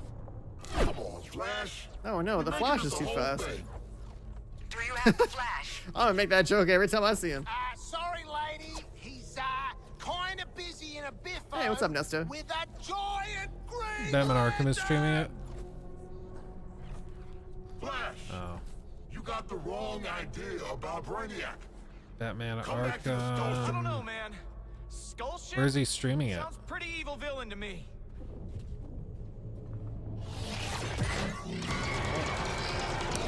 And this is all stuff, at least I've seen already. Very early game. Stay back. Flash, I'm trying to be easy here. I have a review Brainiac command. just wanted to talk. I probably want to read that one To first. you? Listen to yourself. You've been brainwashed. Yeah, Luke just clicking links like it's nothing. Yeah, dude, for real, I need to be better. And then drops. I'm not sure if they're live yet. Wake up, That's buddy. supposed to start See what Brainiac's got you tonight or doing. tomorrow, supposedly, like literally January 30th. But I'm not sure it's like January 30th on like for like what time zone. Yeah. Get over here before I had to hurt you. You want me, buddy? But I'll be live like. I'm gonna be real. This is a lot of, at least the sections of the game that I've played. There's like lots of extended combat sequences, and then there's sections like this where you're just walking in circles, waiting for dialogue to play out. Just walking in circles, and then it's like track down this thing. It's like those old missions from 10 years ago where you got to go in the right direction. It's just hot or cold, basically. There's a lot of missions like that. Popping faces up. Yeah, this is actual gameplay. He's live. And this is very early in the game. They're still wearing their prison uniforms, so this is like first hour. What can we expect? First, please, climb more. We've had more run-ins than you guys. You know, one of the other things that's like kind of conspiratorial, I'm not going to pull it up because I don't want anybody to think like I'm trying to like light anybody up, but there's been a lot of people and like devs specifically that have been tweeting out and posting about this game like for the last few weeks. I'm so excited for you all to see this thing. I'm so pumped for everybody to see what we've been working on. It's amazing. We've been really focusing on performance enhancements and all this stuff. And I'm sure all of that is true, but I don't typically see such an overwhelming flood of online presence from developers, especially for a game that already is getting kind of lit up. Like, not many people want to suffer that, you know, if they can help it. So it makes me wonder if there's like a Rocksteady policy, or if there was a memo sent out asking Rocksteady devs to tweet out about the game a lot. I really do wonder if there was something like that said. Maybe it is that they just honestly are that passionate about the game and think it's getting the short end of the stick. Maybe that's what it is. But it was strikingly frequent enough that I thought maybe there actually is like some sort of company request for them to be very active on social media, because I've been getting a lot of posts recommended to me about that. I mean, even when I worked in commercial real estate, I would have my boss ask me if I could post on social media whenever I got a new listing. And I was like, dude, we're selling apartment buildings. Nobody on my friends list can buy an apartment building. Like, who do you think I am? None of my friends have that kind of money. Like, none of them do. He's like, well, it'll help with algorithmic traffic and stuff. So just do it. So like, I became that guy who on your Facebook feed is posting about his apartment building listings because his boss told him to. You know, it was like, I felt like such a dick. We get it, Luke. You're selling $1 million buildings. Whatever. Cringe. Like, I swear my boss is making me do this. I'm sorry. I'm sorry. Oh, man. Yeah. What? Yeah, I was one of those. Again, nothing direct, but I did have I still do have a friend who is like in insurance, and the dude will text me like once every few weeks at least, asking me if I want to reevaluate my insurance policies that I have. I'm like, bro, no yesterday, no today, no tomorrow. I'm good. All my policies on everything are for like a year stretch. Yeah, like every 3 weeks. I think what he does is he has like an app that texts everybody in his contacts. So it's not like he's actually physically typing it out to me, but yeah, it's very annoying. It's very good for him for trying to get it, but I mean, I'm gonna be real. It gets pretty annoying. It gets pretty annoying. Yeah, we've seen all this too. Well, and what's funny is that this is the same guy that like for a while was a member of a multi-level marketing scheme. So like he was the one selling those, like not even selling a product. He was selling a product, but like he wanted to sell you into the program because it was a pyramid scheme basically. So he's like, yeah, and then you become one of my whatever. I think it was essential oils or something like that. He's like, yeah, you sell these oils that I'll provide you. And then if you get somebody to work underneath you, then everybody in your upline will make money, including us. And I was like, bro, this is a pyramid scheme. Like, that's all this is. And to be fair, like brokerage, insurance, most of those companies still work like pyramid schemes. At the end of the day, the guy that founded the company gets a cut of every deal. You know, it's his underlings, the second in command, get a cut of every single deal, but a smaller cut than the big man. And so it is basically a pyramid scheme. But because in commercial real estate, everybody's making really good money, nobody cares that much. You know. Still using shadows to scare the crap out of us criminals, huh? I become a beat clinic partner. Don't sweat it. Batman doesn't kill people. Huh? Batman doesn't kill people. Are you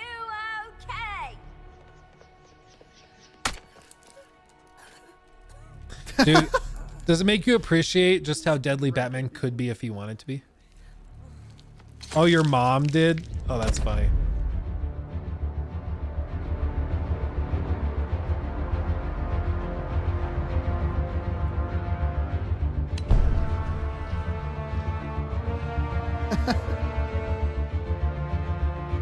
Go get him, Flash!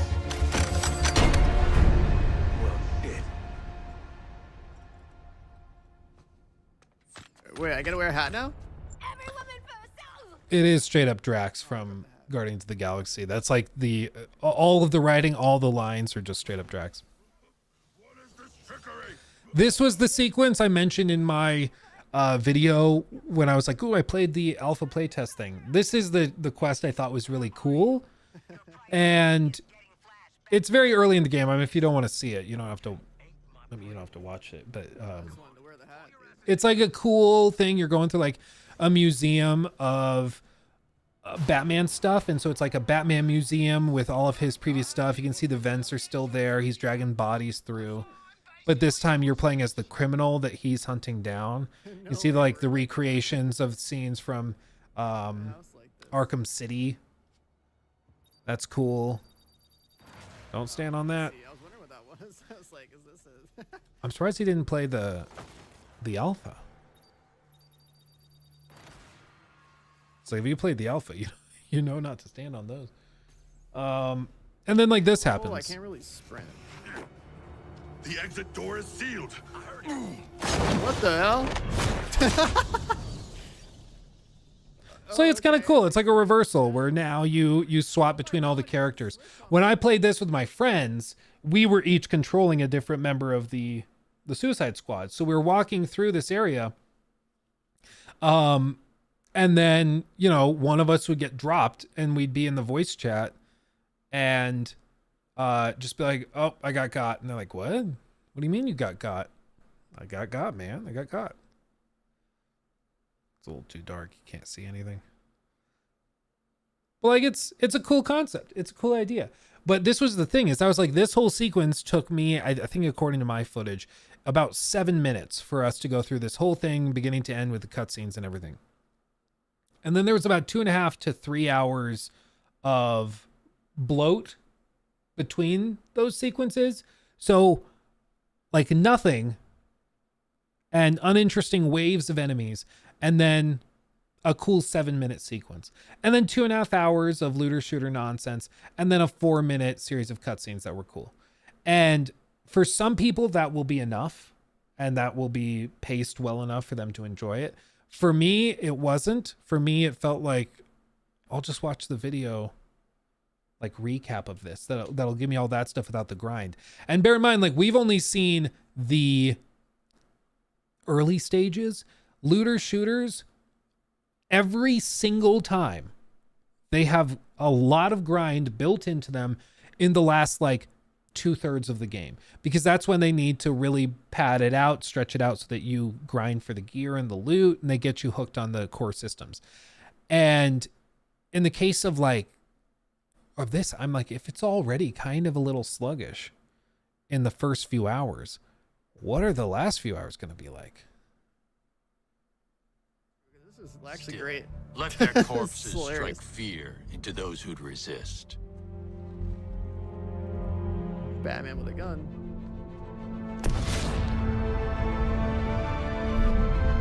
Save Harley. Yeah, this is low-key cool.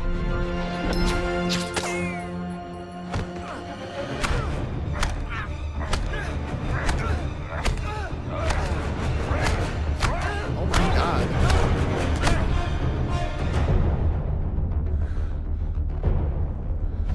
Jesus Christ, dude.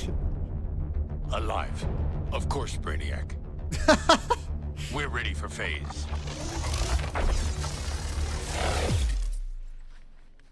Everyone just showed in the Flash today, dude. Oops. Boomerang just chopped his finger off on accident.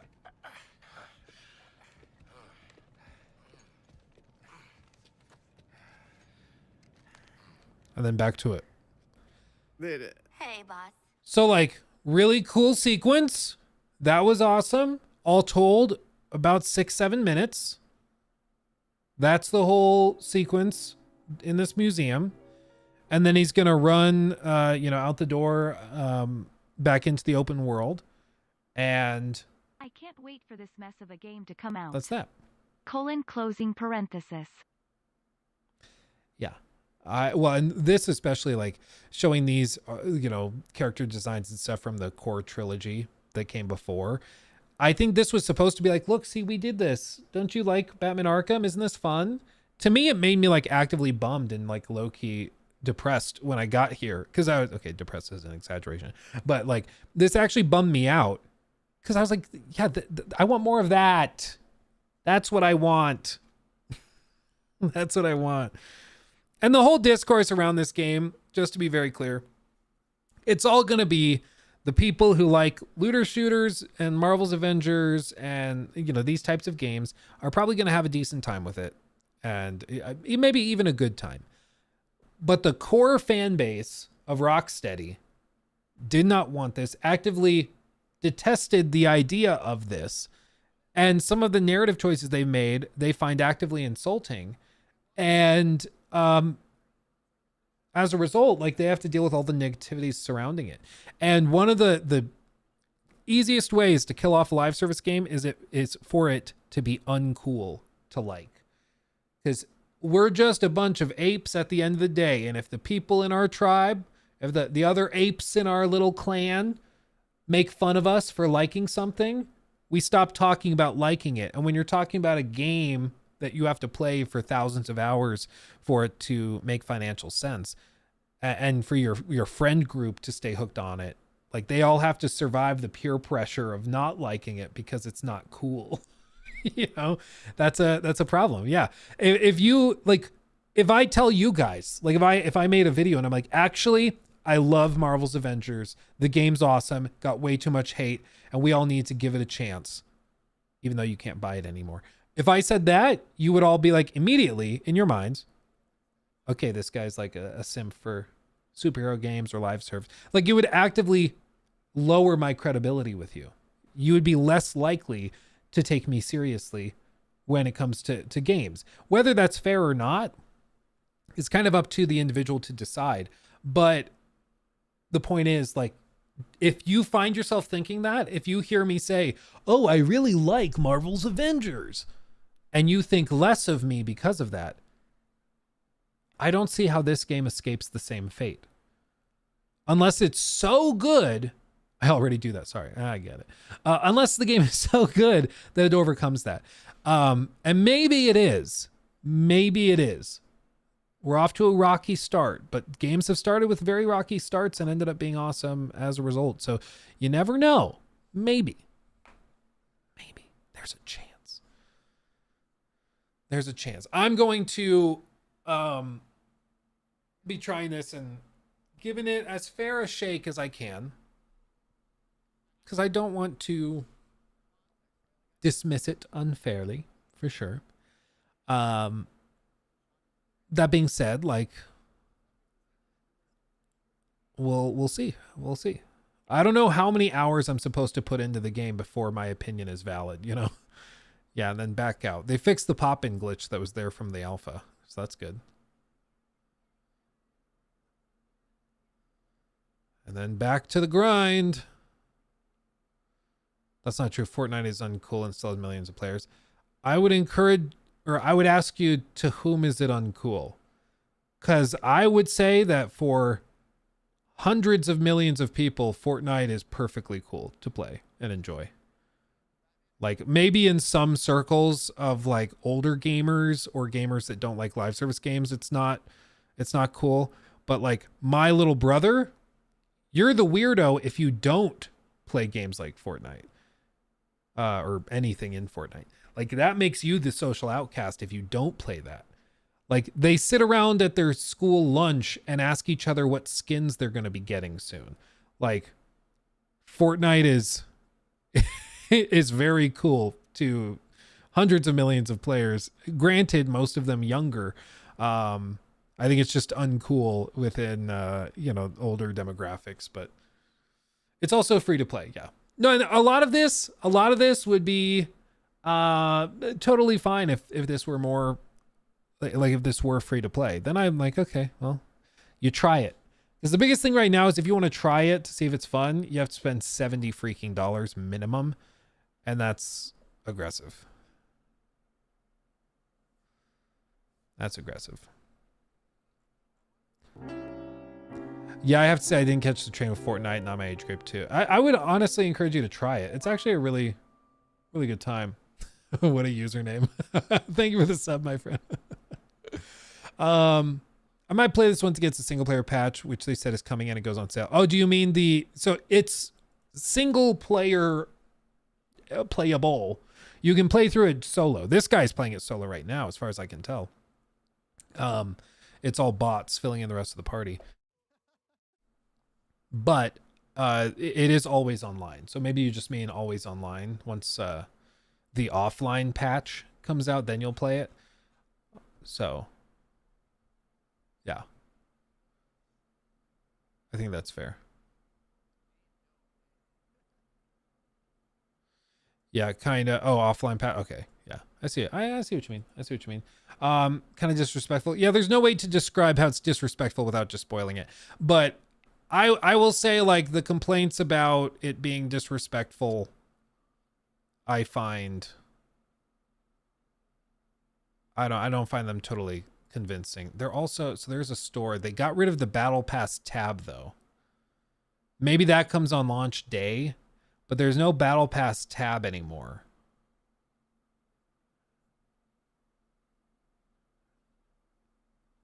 Wow. I don't know.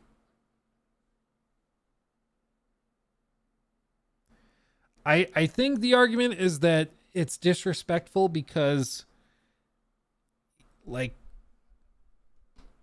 I'm assuming it's disrespectful because it's, I mean, it's not respectful. I think people have a certain idea of how their heroes have to go, and if the hero goes in a way that they don't deem epic or with enough honor imbued upon the character, you know, if they don't die or get written out of the story, you know, saving someone or something like that, then it's disrespectful. I don't know. It's in the name of the game. It's in the name of the game. The game is called Kill the Justice League. Anybody that's like really blown away by how this works, I'm very surprised. I'm not sure, you know. I was on the fence that people are just upset, but then I saw it, maybe disrespectful because this is Kevin Conroy's last voice acting role. But again, he agreed to do the part. He read the script and voice acted and did everything. Like, are we just supposed to dismiss that? That he decided to do this, like, you realize he didn't have to say yes. It's not like they held him at gunpoint. He could have said, no, I don't want to be part of a story that does that to Batman. He could have done that.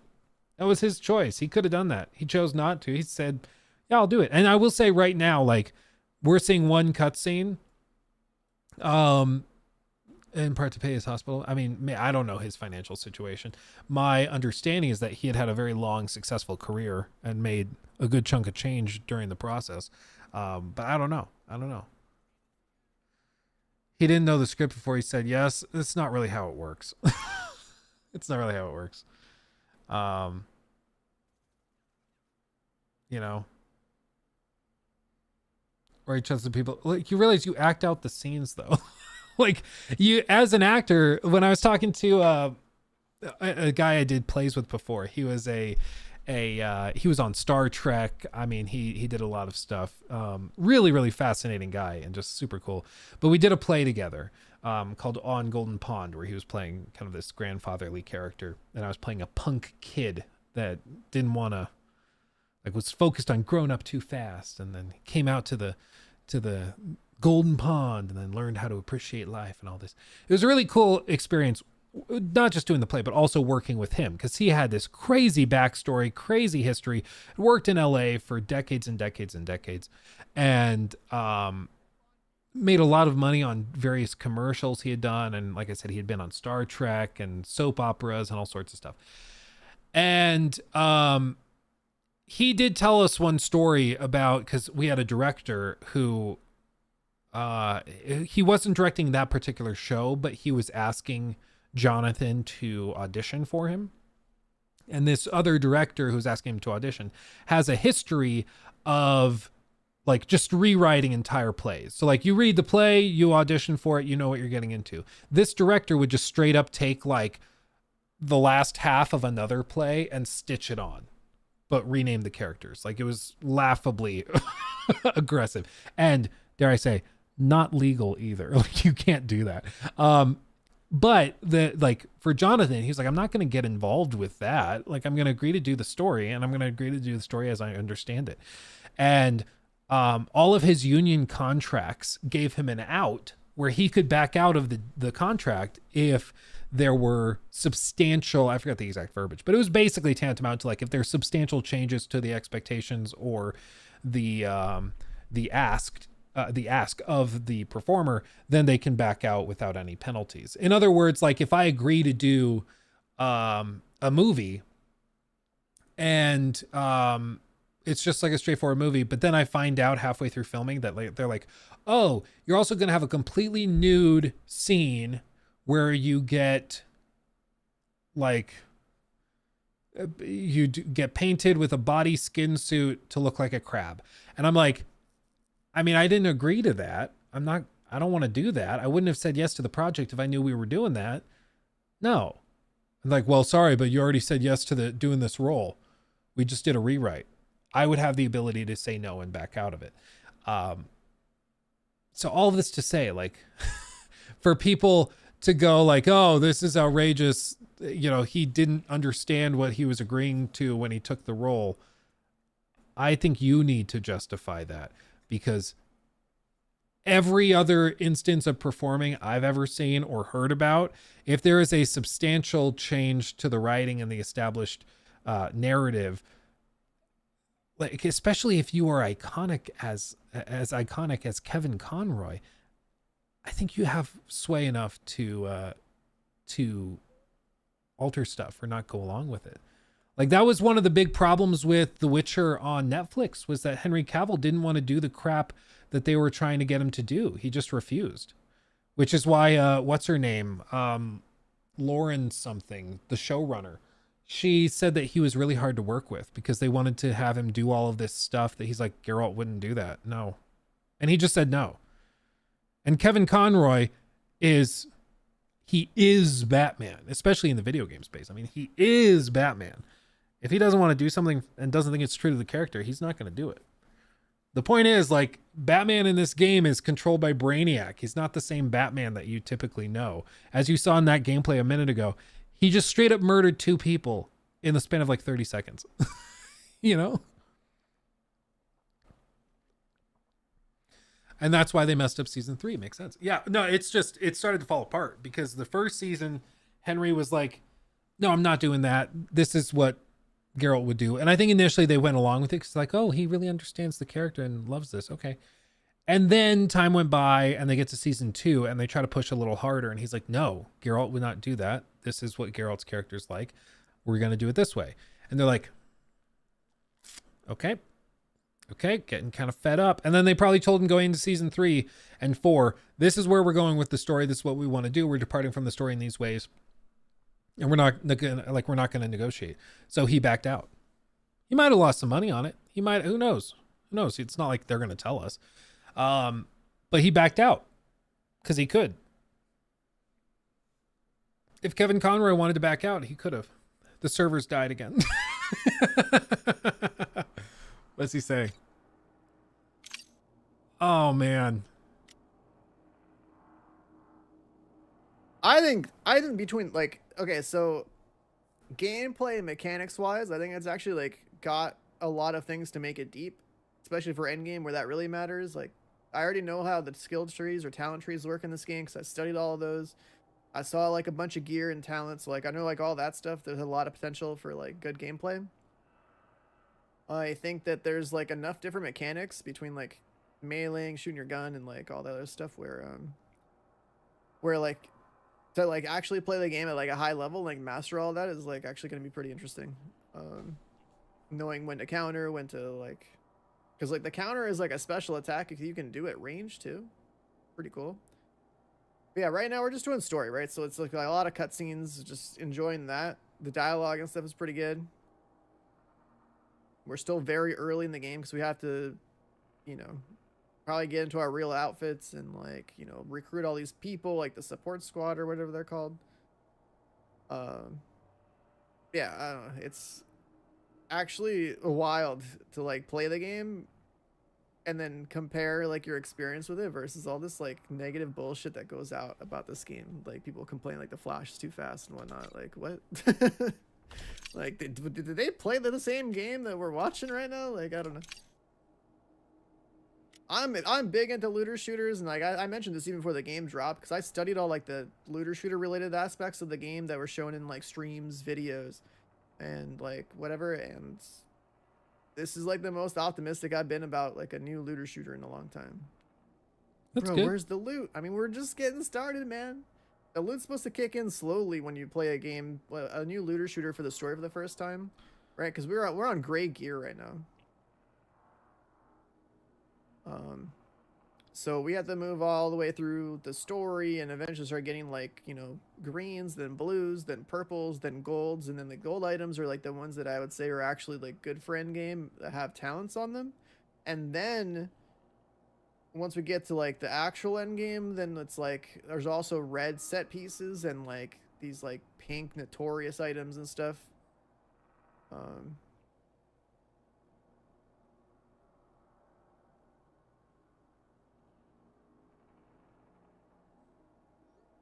So yeah.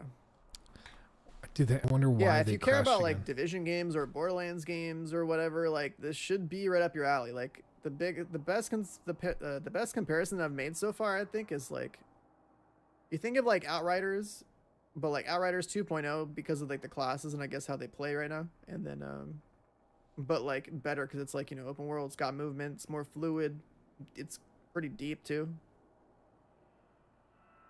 Story, the effort put into the story is very obviously like it's pretty damn good so far. I mean, Rocksteady,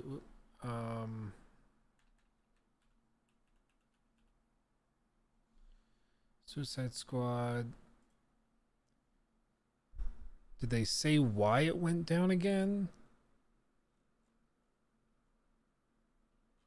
That's not the right account.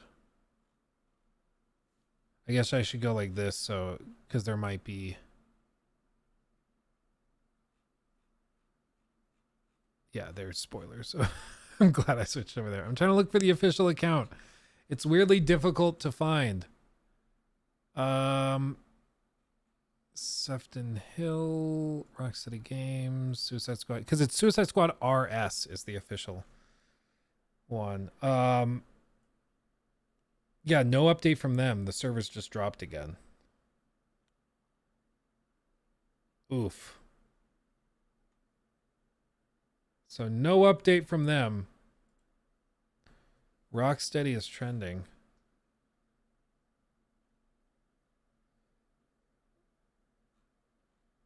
I don't know, man. I'm just like...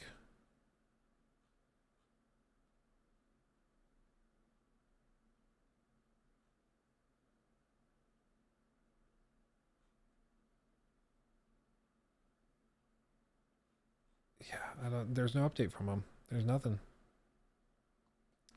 Damn. Like, people are trying to refresh it. No, he's back, so the game's still down. He's back looking at like videos and stuff of it, but yeah, there's no update officially from Rocksteady. Wow, guys, like I understand that there's difficulty with getting the game like running and promoting it, and like there's always going to be some difficulties with that, but it's also like literally your job. Like, it's literally your job. What are we doing? What are we doing? The servers were up for 25 minutes. Oh, God.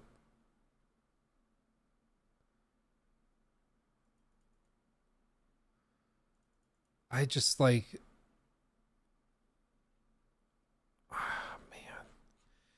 It's early access. Like, people have paid to play it right now. That's what they've paid for, and they aren't getting it. If you're in New Zealand and you paid $100 or whatever dollary dues they have down there, you know, you've had 7 hours of your time wasted. Like, you paid to play it early and you can't play it now. Like, and that just sucks. It's just unacceptable. I understand there's server issues that sometimes pop up. Like, oh, maybe servers crash and they have to redo it. Okay. I can understand that. I can see that. But I'm just like, again, it's not my problem. It's their responsibility to get the game put out. It's 100 kangaroos. Okay. Payday 3. Yeah, well, Payday 3 is crazy because Payday 3 just like... It's just a game with plenty of potential that just collapsed. Oh, that's crazy. Also, Ascendant just dropped a... they just dropped a free demo for Immortals of Avium. I do feel really bad for them because like they put together a really solid game that just has not gotten any attention because it's like really cool. It's really like fleshed out world and it's interesting and different. But at the same time, it's not different enough. And so it just resembles a bunch of other games. And it's like, it was one of 3 games that came out within like a 6-month to a year period that were all about magic users that have cool cufflinks on their forearms. And it just didn't stand out enough to really drive much attention. And while it looked really cool, I just think like it wasn't thematically or narratively distinguished enough to really stand out. Like they needed a different approach, I think, to marketing. And it also had that like cringy thing we've seen recently where it's like, oh, they just put your generic person in here who's like kind of a secondary friend character who tries to be really smart and say all sorts of quirky stuff because they're so quirky, and it's supposed to make everybody laugh, but it's really, really cringy. And it drives me absolutely crazy. They did the same thing there. So I think most of Immortals of Avium and those problems were tied up in, I think, marketing and then also the narrative, because I think it just needed some more to distinguish it. The opening hours were really, really cool and really interesting. It was the later sections that really started to drag and seem very samey. But I really enjoyed Immortals of Avium, honestly. I thought it was pretty good. Not like Game of the Year material, but pretty good. Pretty good.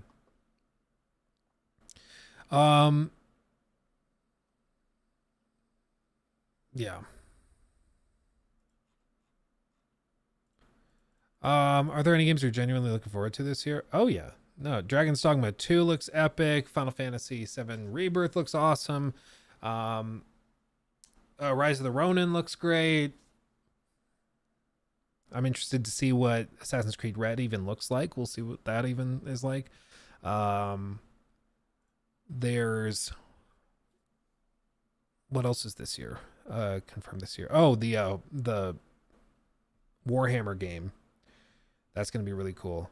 Space Marine 2, yeah. Star Wars Outlaws looks like that could actually be a real banger. And that should be coming out this year. Black Myth Wukong looks really, really cool. Indiana Jones allegedly coming out this year. Like, there's a lot of games I'm really looking forward to. A lot of them look really good. What have I enjoyed playing most in my free time? Oh yeah, Skull and Bones, of course. Of course, how could I forget? Let's see, most in my free time. Recently it's been, Hellblade. Yeah, I keep forgetting Hellblade's coming. And Avowed, I guess. Yeah, I've been enjoying recently playing just Baldur's Gate. More Baldur's Gate. I am currently going back through a lot of like save files with like high level magic and trying to go into whatever boss encounter I can find and just testing to see how much you can break it. Because of course, like it's sort of balanced if you use a like totally broken ability, like a polymorph type thing. And like if you change a boss into a sheep and then chuck the sheep off a cliff, you won't get the loot from the boss, which is how they balance it. Like, yeah, you didn't have to do the hard fight, but you don't get any of the cool stuff. You like continue on the story, but you don't get the cool stuff. So they kind of balance it that way. But it is really fun because there's a good number of bosses and fights where you can just straight up bypass it because this guy's about to attack, but before you engage him in conversation to trigger the fight, change him into a sheep, and then you just pick him up, throw him off a cliff, and you don't do the boss fight. And there's a shocking number of fights where that works. If this game bombs, do you think they will do a Batman Beyond game and try to win back faith with their fans? The Gum Cuzzler 69 donated $3. If this game now bombs, it reads it. do you think they will do a Batman Beyond game to try and win back the good faith with their fans? Honestly, I don't expect it. No. I honestly, if you want my like prediction, I would guess if this game bombs, we probably see like I think we see probably a good number of layoffs. Maybe they let them work on another something, but they probably work on this for like a year and a half, 2 years, and then maybe rework it into something else, or I don't know. But I do not see an outcome where they magically just start like,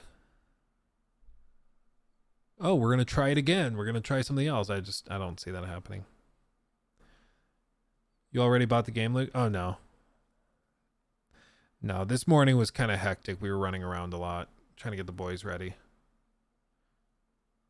Still giving errors. They said you can buy old battle passes so you never miss any. How nice of them. Oh, dude, it's the same. Bro, look at these comments. So this is the guy on Twitter that was saying if you don't like Suicide Squad, just admit that you're broke. Which I find like pretty cringy because it's like, no, people just don't want to waste $70. And then Boy Tokyo, look at this. So he says joke, but he says, I think it's better to spend $100 on fast food for the week, something that people are seemingly okay with food that lasts 30 minutes instead of a game that can last hours and hours and hours. Joke. Consumers are okay with spending so much money on fast food that lasts for 30 minutes, but not okay spending $70 for a video game that took thousands of hours and people from so many different career paths pouring their life into and spending millions of dollars making. I think you misunderstand. Like, no studio's entitled to your money. Like you don't just start with the the presumption that they get your money because it happened to take a long time and was really expensive to make. They have to earn your money. That's how it should work, at least. Like, there's been plenty of games out there that I'm like, oh, that's moderately interesting.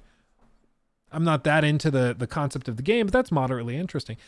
But I don't go and then just like buy every game because it took a long time to make or because it took a lot of people to make. I'm like, oh, well, the latest Call of Duty I'm not interested at all in, but 3,000 people worked on it, so I guess I have to.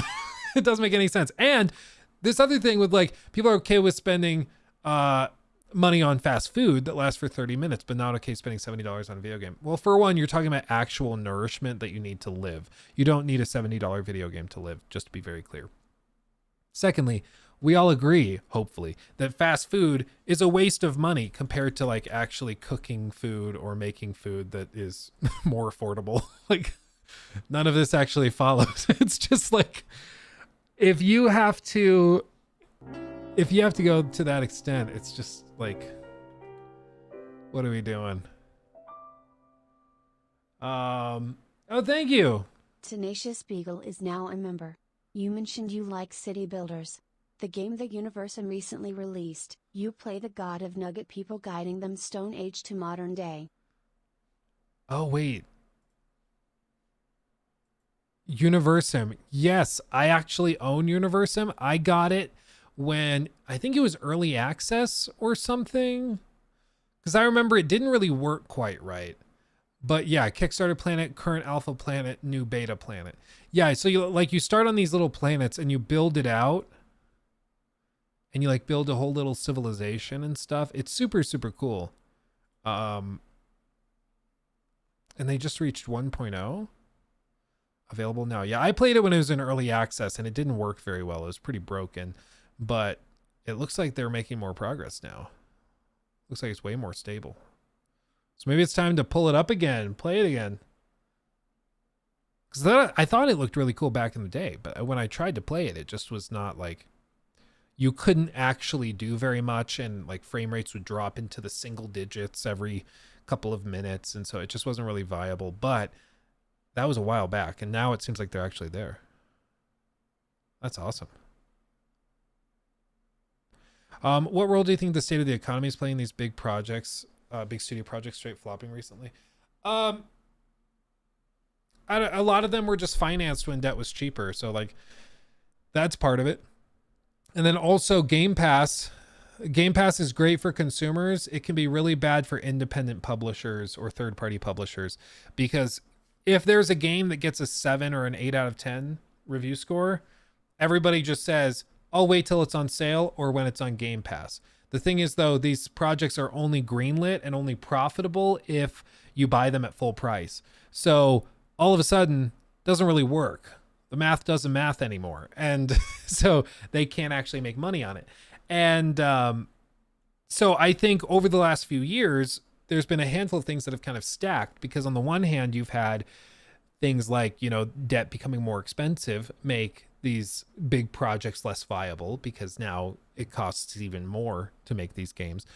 But on top of that, player expectations have changed. So if a game does not review basically as a masterpiece or as a stunning, amazing game, the game is just, people are going to sit on the sidelines and wait till it's on a deep sale or till it goes to something like Game Pass. And because that's where players are, like a lot of these big publishers or third-party publishers, they know that their games are like not designed even to be 10 out of 10s. They're designed for mass market appeal. And a lot of games that have mass market appeal that sell crazy well don't necessarily review the best. So they're like, we have to make it for the mass market, but in order to get people to buy it day one, like, because the reviews aren't going to be great, we have to go and reframe it this way. And that's why I think it's so dangerous for somebody like Warner Brothers to come along and just be like, oh yeah, we're not actually going to send out review codes. Nobody gets reviews. Because if that becomes the standard, no publisher is ever going to send out review codes ever again. So you'll never know before the game launches how good it is. You'll have to wait till like a week after the game launches to know whether it's worth picking up or not. Or like these people are saying in this live stream chat, where they're just straight up like, lol, or you just buy the game. You know, just admit you're broke. Just admit you're broke. It's like, no, it's not a matter of being broke. It's a matter of not wanting to waste $70. That's all it is. Like, it doesn't have to be that much more complicated than that. Oh man, it's still down.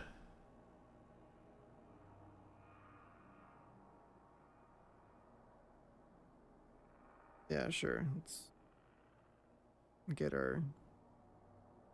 Let's waste money on a subscription again. All right, cool. And then we're definitely gonna order you.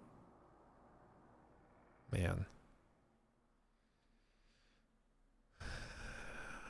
I feel bad for the devs that were like really excited for launch day, because if you don't know, this can also make it even funnier. If you don't know, a lot of studios do like launch day streams or parties in the office. So everybody gets around and like sits around the conference room table. They order in catering. Everybody's really excited, got party hats on. And then they hit live on the servers. And they're like, yay, it's live. And now, like, imagine the office party for this. It's like, yay, everybody celebrate. Oh, it's broken. Oh, it's broken. Shit.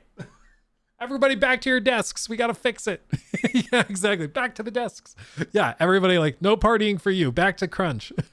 Yeah, I feel bad. Like for single player games, as long as the launch itself goes well, like you hit launch and then it distributes, you're fine. But for live service games, it's like a whole other level where it's probably not much of a party. It's probably like mostly desperately trying to salvage the game and figure out what's wrong with it and why things aren't working right. Man.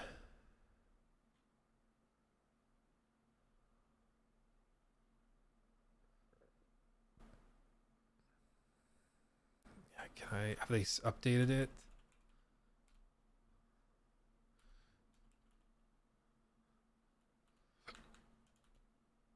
It's like Suicide Squad RS or something. What was the name of it? Dude, their optimization for this is so bad. Like, it's almost impossible to find the official Twitter account for it. Like, I'm having to go to Sefton Hill and his Twitter page to then go to Rocksteady Games to then go to Suicide Squad RS. Because like even I'm following them, and if you go Suicide Squad, I can type. It's Warner Brothers UK, JSLS, whatever. Game content and 11.5, whatever that means. Like it doesn't even appear in the search results when you're searching for it. How does that make any sense? Still no update from them on why the servers are down. And they're still down for these poor guys. Man, I feel bad for these guys. Like they set aside their whole day to stream nothing but this. And like my day, granted, has been streaming them streaming this. Looking from the outside. But man, Twitter has been awful since AI Taylor Swift wrecked the search system. Oh, is that what did it? I feel like it's been like this for a while, but maybe not.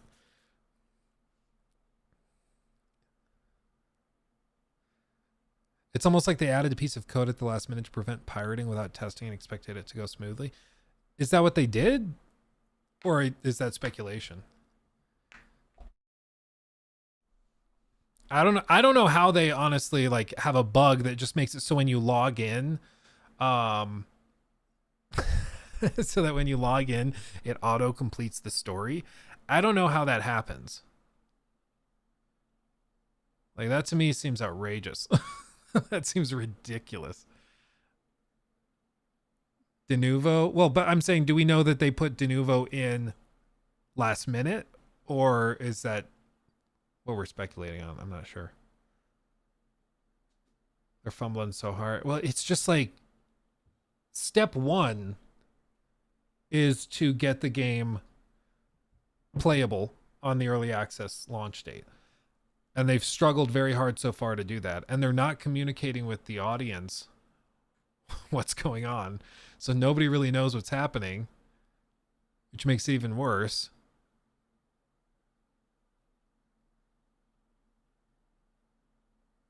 So I don't know, man.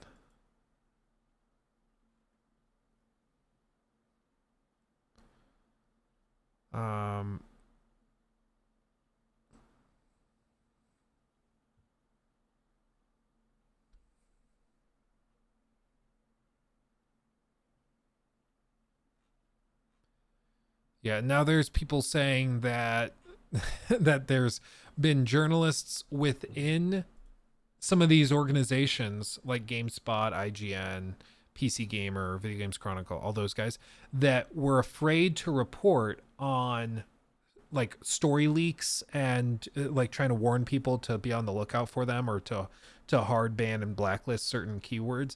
They didn't even want to do the articles on them because they were afraid that Warner Brothers would retaliate by not sending review codes, which they just ended up not doing anyways. But it goes to show you, like, it's not often people will say, oh, these companies are clearly paid off, like IGN was bought off to talk about this game positively or to give a good review or this or that. They're not cutting a check. Like the payoff is sort of an unspoken thing where it's a payoff in access. To IGN or to a YouTuber or to a streamer, the thing that's more valuable than anything is the early access to the game. That's what's really valuable because they can make content before anybody else does. And that exclusivity is worth something monetarily. But it's not like they're being cut a check. And in the case of like some of these big companies like IGN or any of these other companies that might make guides or, you know, this is where the most powerful weapon in the game is within, you know, the first 5 hours, whatever. If they make videos and articles like that, you really, really need early access and a lot of early access codes because your whole team has to work on it. And so the fact that we are like still, well, anyway, all of this to say, it's reflective, I think, of that issue. And the fact that Warner Brothers seemingly gives off the impression that people can't be honest, otherwise they lose access, that's part of the problem. I've said many times before, Ubisoft deserves some credit because I will call one of their games, like I did with Assassin's Creed Valhalla. I said that game was a travesty of open world design, and they still will send me review codes and access to projects. They've invited me to multiple early access events and things for Suicide or for Skull and Bones, and each time I've had a not super positive impression, but they still invite me to the next one. And what does that do? That tells me I can say whatever I want and they will still give access. They're like, positive or negative, we're just glad that you're covering the game. That's what it should be. Because then journalists or reviewers can say whatever they want about whatever game and it doesn't matter. In the case of Warner Brothers, though, it seems like if somebody says something negative, everybody's terrified that they're going to be blacklisted. And that shouldn't be a concern. Nobody should be worried about that. That really should not be a thing. It's frankly like kind of pathetic.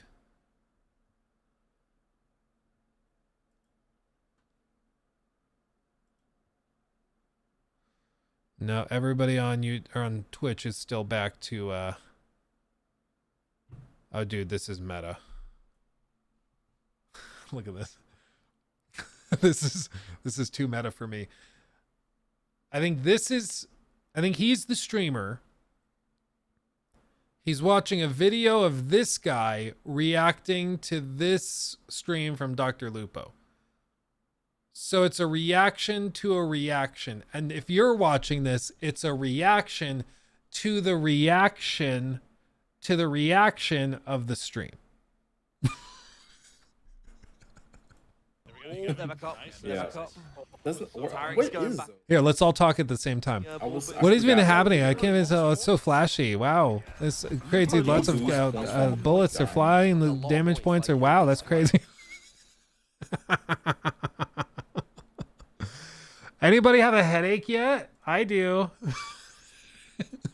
Now this is high level content. Yeah, I got that XQC meta figured out. Tell you what. They're still sitting, man. Man. Are there any healer builds in this game? Oh no. That's a good question. I don't think there are, but if there are, I haven't heard about it. Imagine like King Shark as a healer. But yeah, I don't think there's any healer builds that we've heard about, at least.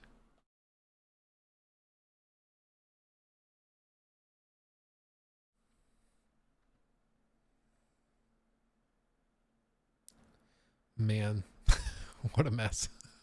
Which had a worse launch, this or the day before? I mean, at least the day before you could like play it. Yes, it's true that like they had a lot of problems with like bugs and the server sizes were super small, but you could still get in. Right now, all of the servers are turned off. Like you cannot play it. You just can't. I think this game plays way better when it's running, but they just have the servers turned off, which is really weird. And the fact that they just shut it off again and they aren't tweeting about why they updated it. No. They initially shut the servers down because they had a bug that was causing players to fully unlock the story upon login, basically. Which is ridiculous, but that's basically, I'm guessing, how players were able to get that last cutscene leaked. Because I'm assuming if you complete the whole story, you can go back through those story chapters again. So I think somebody logged in, saw they completed the story automatically, and then they just loaded in during that like 30-minute period when the game was running, and they logged in to that final chapter of whatever, Batman, whatever, and captured that footage, and then went and uploaded that. So they shut the servers off at that point, and then they said they identified a fix or the problem and were testing a fix, and then they turned the servers back on. You guys were saying the servers were back on for approximately 25 minutes, and then they shut them off again, and they're still off, and streamers still can't get in.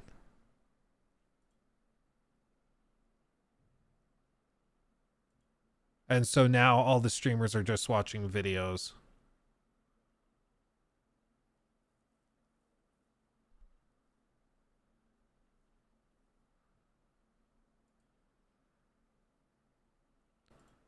Aka awkward. Does that even happen? I genuinely have no idea. I mean, it must have been something where like the game checks every time you log in. They said the bug was like related to profiles. Yeah, affecting player profiles. So it must have been when you log in, it checks your profiles for different like completion levels. Like, did you complete this quest on this profile? And there must have been a bug where it was like, check blah, blah, blah, you know, column B, row 17 on this CSV file. And if the levels are these, you unlock these missions. But if the spot was blank, then it defaulted to you finish the story. So they had like a comma put somewhere it shouldn't have been. And so it looked in the wrong column and thought you unlocked everything when you didn't. It must have been something really small and stupid like that. It had to be. Because I don't know how else something like this happens without them testing it. Like, surely the build that they launched today, they tested it. So it must have been that they had only tested it with like internal computers and accounts and profiles that had actually unlocked all of the story.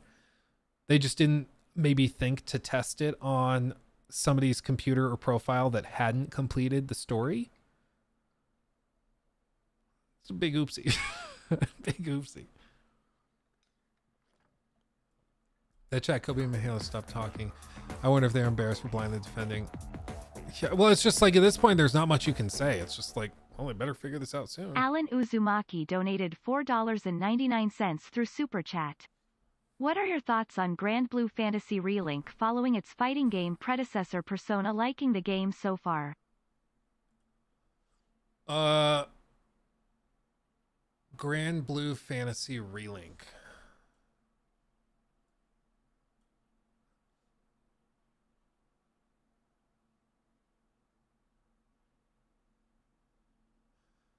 I'm gonna be honest. I know like nothing about this. I think I saw the trailer when they first dropped it. I know like nothing about this. I'm just gonna be real.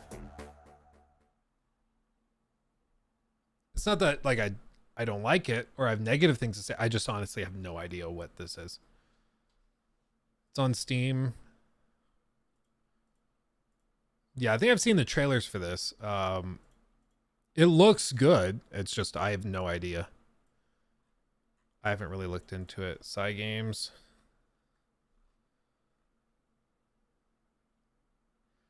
They've done a bunch of other stuff that's generally positive, so seems like they know what they're doing. They make generally good games.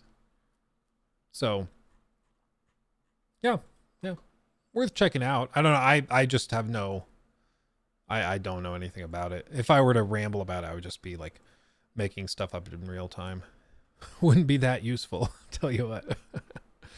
But thank you for the super chat. I'm sorry I don't have more to say. I just like honestly don't know anything about it. Hey Luke, been watching your videos. Like I watch professional movie reviews. You're very knowledgeable and are changing and improving my view on games. Thanks from Brazil. Thank you, my friend Bernardo. Thank you. Yeah, I think so often, like right now, it just seems like all of the content with regards to games, and I think part of the reason that we've had some improved success and increasing success in what we've been trying to do is just because we offer like a different perspective and like try to focus on thinking really critically about stuff instead of just blindly following along. And I think sometimes for people that comes off as like hating when it's not. It's like we're just trying to evaluate things in the most level-headed way possible. But it seems like for gamers, there's this perception that hype is part of the fun. And I can understand that and why it could be fun. But I just think that's a dangerous game to play. Because hype makes you stupid. Hype puts blinders on. Hype makes you think irrationally when a multi-billion-dollar company is trying to get you to buy something for $70.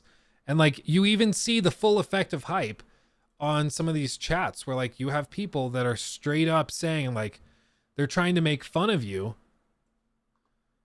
if you are trying to think critically and not waste your money, and they're calling you broke and stuff. You know?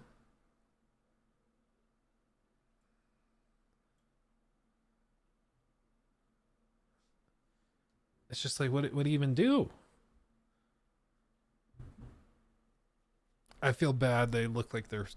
I can't think about her name right now. The movement kind of weird. Whole movement. Blackfire, yes.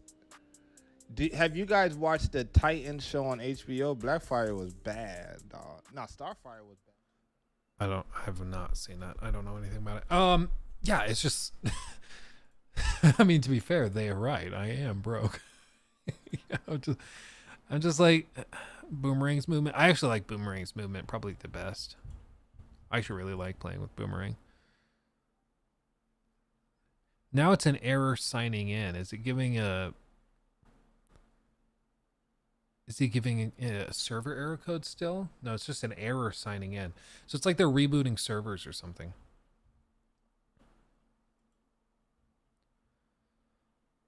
I don't know. That's weird. Yeah, it's just when you get hyped for something, you end up with a kind of chat like that, you know, when we first checked in on them, this chat was popping off. People were talking a lot, being like, yeah, it's crazy. You know, the game looks really good. People are just hating, people just being nasty. But then we actually, you know, time goes by and there's not much to say anymore. And so the chat just dies off. Plays Tekken. I don't know, man. I don't like hate fighting games. I just honestly am bad at them, and I've never had the push to like get good at them. So people are always like, oh, do you like Tekken, Mortal Kombat, or Injustice, or Street Fighter more? I'm like, I don't know enough about them to really distinguish them. Like, I'm not very good. Takes time and dedication. Yeah, I mean, and you can get really good at them, and a lot of these guys are very good at them. I just like, I don't get enough joy out of playing them for it to become my obsession to the point where I played enough to become really good at it. The pyramid behind you looks at, yeah, Lego pyramid, man. Lego pyramid. That's all you need. That's all you need. People ask me, oh, where did you get the collector's edition for Assassin's Creed Origins? Like, it's not. That's a Lego set. It's a Lego set. It's way worse. It's way worse. Do you think Hogwarts Legacy 2 will be live service? I know Quidditch Champions exists for that already, but Warner Brothers are doubling down. I don't know. I'm of the mind that I think there is a possibility that they let them continue doing their own thing and they don't really push them too much. But I mean, anything is possible. It's Warner Brothers. Like, anything's possible. They could try to tie in a live service thing, or, I mean, the thing is with all this, when you have a successful game, like a really successful game, in this case, the most successful game of 2023 in terms of units sold, like, it sold more copies than FIFA, than Call of Duty, than any other franchise. Hogwarts Legacy did. It's ridiculous. It's like the first time in, I think, 14 years that a non-Call of Duty or FIFA game has been at the top, or like Madden. It's crazy. It's crazy. Wildly impressive. So when you have a game that successful, you have bargaining power, because those executives are going to come to you and be like, whatever you did worked. How do we do that again? Now, sometimes you have executives that think they know the answer already, and they come in and they say, so you guys did great because it's Harry Potter. Any Harry Potter game is going to sell like that. So we're going to make you make one, but this time with microtransactions and loot boxes. We're going to make tons of money. And you don't have a say in it. This is what we're doing. And if you don't like it, we're going to fire you and put somebody else in your position. They could come along and strong arm them like that. I don't think that's necessarily going to happen. Especially because the total lack of microtransactions and monetization in Hogwarts Legacy made me think that it was an intentional, almost like experiment.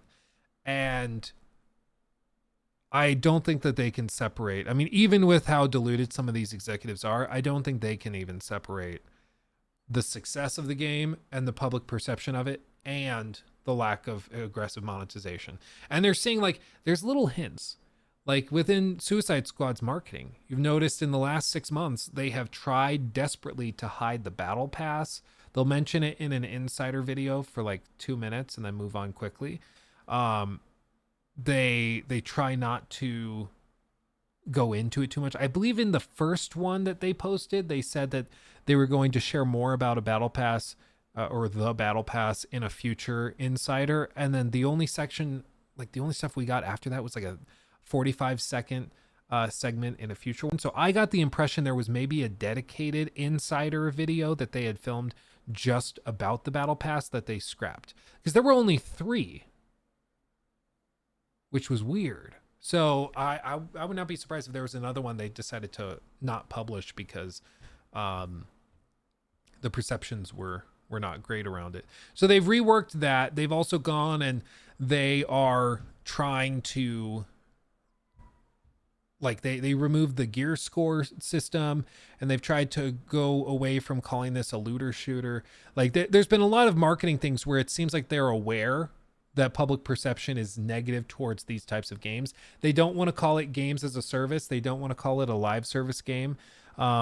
Even when we did that stream watching Shroud and Dr. Lupo and Tarek play the end game, we had people in our community that were going over to the chat in those streams and asking, so have they talked about the live service elements, and asking questions like that. And if they used the words live service, their comments were being removed. So like they just straight up didn't want that term even in the chats of sponsored streams, which is crazy. That's crazy. But what that tells me is that they're aware public perception is really negative. At least the marketing guys are.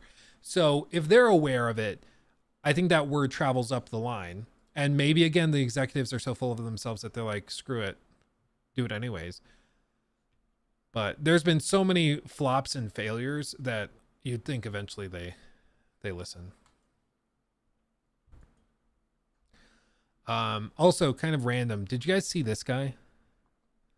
A YouTuber's being hunted by police after posting a video of himself going over 200 miles an hour on a motorcycle. There's a guy, he posts like videos of himself doing this. He rides on this motorcycle. I think he lives in Texas, but he drives like up and down the US like this.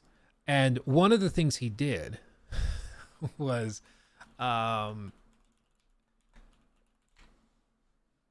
that he went and drove from Denver to Colorado Springs. Okay? Now, Denver to Colorado Springs is like an hour drive from the outskirts. If I pick this up, we go like outskirts, maybe Littleton. It's like 58 minutes. Very outskirts, like Parker. It's still like a 50-minute drive from going the speed limit from the southernmost areas of Denver down to Colorado Springs, okay?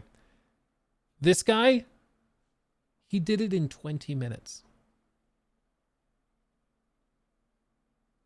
20. You see this?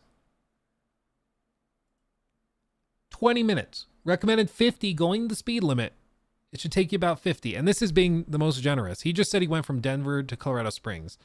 Maybe we even dragged this up here. So outskirts to outskirts, we're saying like 30, 40 minutes. At the very least, he shaved a third to half the time off because he was going like 160 to 200 miles an hour. And then he posts the videos of him doing it, like weaving in and out of cars and lanes. It's crazy. Yeah, bro's trying to speed run life. Basically, yeah. So he posted these videos proudly. Yeah, going 156, 160, 165.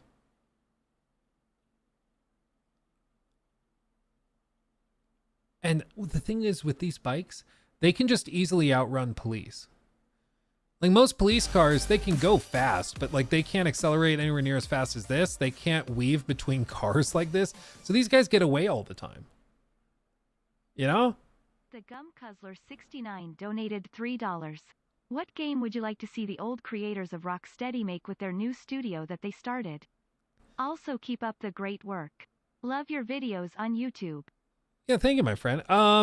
That's a really good question. I'm honestly interested in what like a core Rocksteady team could do with an original IP. Like the licensed Batman games were of course amazing, but I feel like we've seen that story arc. We've seen what they can do.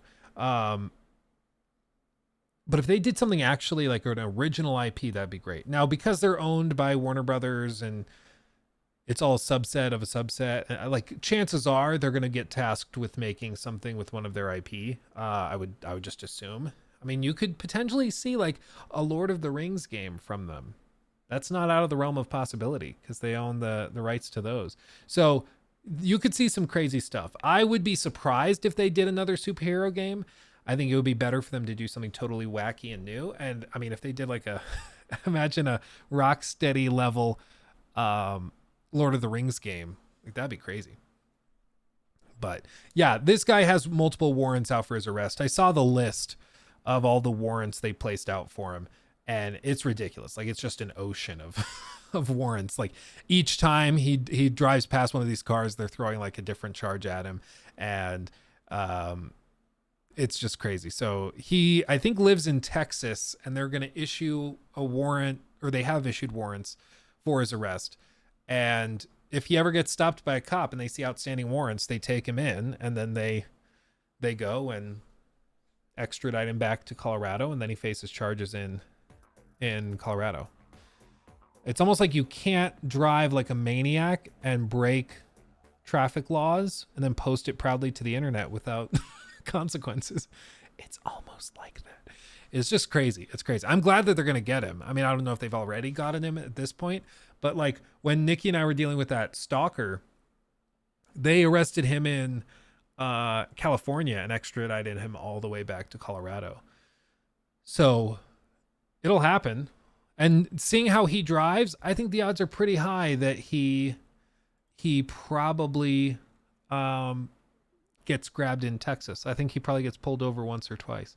And with how public this is, I wouldn't be surprised at all if they're looking him up and they actually go searching for him. We had something like that happen where like they knew roughly where he was, so then they sent officers to check his previous residences, because the warrants have usually like an actual financial value tied to them. And in some cases, if it's a private issue, sometimes there's even like, they'll just straight up hire a bounty hunter. Nick and I have considered doing that for one of the guys, because that stalker, he got let out. He didn't come to court, and so a bench warrant was issued for him to be arrested again, and then he just disappeared. And so I've thought about hiring like a dog the bounty hunter type to go find him and bring him back in, because it's been like 1.5 years, 2 years that he's been on the run. It's crazy. And Bernardo, also thank you. Also, can we we can observe your criticism and still like the game. For example, I like Horizon Forbidden West, but I just watched your video on it and all your takes were spot on, and I hadn't noticed it before, which is good. Yeah, and I really appreciate that from you guys as an audience. Like, we can disagree on things and it's fine. It's great. We can disagree and still hang out and have a great time. We don't have to totally agree on everything. I feel like sometimes, I forget what streamer I was watching, but there was a streamer I had pulled up, and straight up, if you disagreed with him on something, he just banned you. He's like, no, anybody that says this game is good, get him out of my chat, ban them all. I was like, Jesus, dude. Like, granted, he had like tens of thousands of viewers, so he had enough viewers that he could toss away 500 and it wasn't that big of a deal. But I've never felt the urge to do that, because it's like we just have enough players that are viewers that are intelligent enough that we can have an honest conversation. And it's fine. Yeah, Wings has done that. Yeah, Wings I've seen do that. Low Tier God's done it. DSP's freaking out right now, dude. He's freaking out. And when he's stressed, he spends more money on that mobile game. So he spent in the last month, I think, well over $4,000, while his pay has gotten cut basically $1,500 because the gifted membership thing. It's crazy. It's crazy.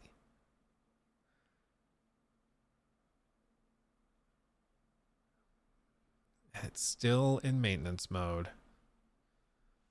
Have they still seriously not said why? They still have not said why. Guys, you've got to say what's going on. Like, right now, people have already had hours and hours and hours wasted that they paid for.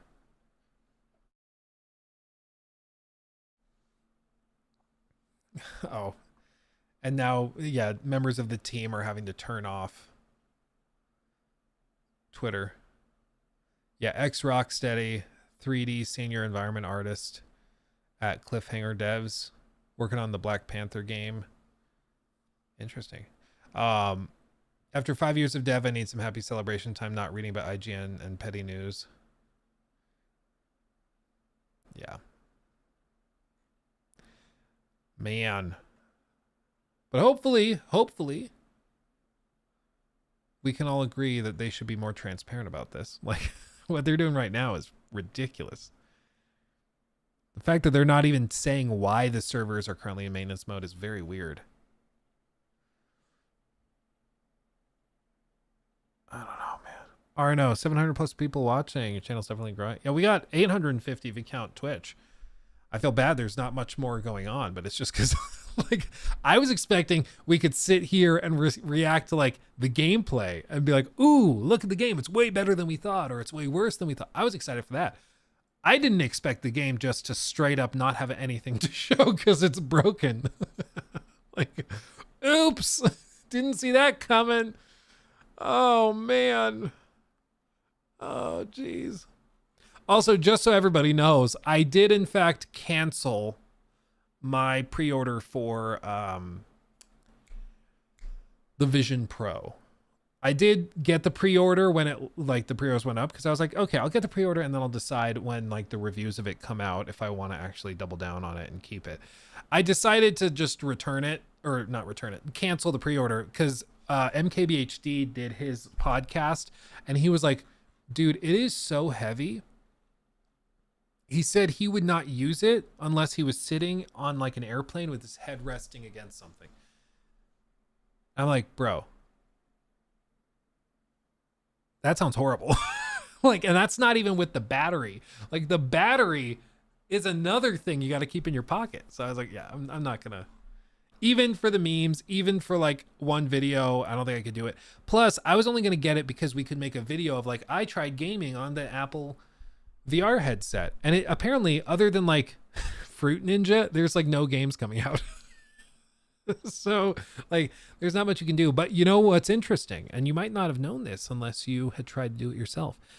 The Apple Vision Pro, when I got my pre-order in, it was telling me to expect it in like March 1st or 2nd. After like 3-4 days, when I decided to cancel mine, I pulled up the order. And this was after some more negative articles had come out, because one of the other things that has not been shown is the like eye pass through thing. You'll notice like in none of the videos that people have done, or the reviews, or not reviews because those haven't gone up yet, but in none of the content that's gone up about it, have they been allowed to use the eye thing where it like presents your eyes on the screen. And apparently it's because according to a lot of people who have tried it, they think it's because it looks ridiculous and funny. Like, it was the one time apparently in the live show when Apple revealed the VR headset and they showed the googly eye thing. You guys remember that?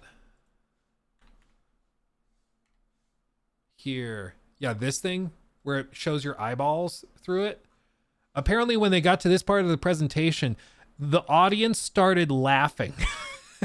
And people were like, oh, they're serious. Because like they straight up show sequences where like they're talking to people on a couch. I've shown this before, but like the bit where she's sitting on the couch like on a date. Yeah, this. That they didn't think that looked ridiculous is amazing to me. And apparently in person, when it's not very specifically angled with the camera, it looks like your eyes are like a solid 1.5 inches off your face. So when you look at somebody off angle, it looks like their eyes are bulging out and they have googly eyes. Like, it looks horrible. And so they've not allowed anybody to actually film it, or any influencer types to actually try it with this on. It's always been turned off. And I didn't realize that until MKBHD brought it up. I was like, oh my God, yeah, you're right. I've never seen anybody show it, because all of the pictures they're allowed to take are without it. Like MKBHD.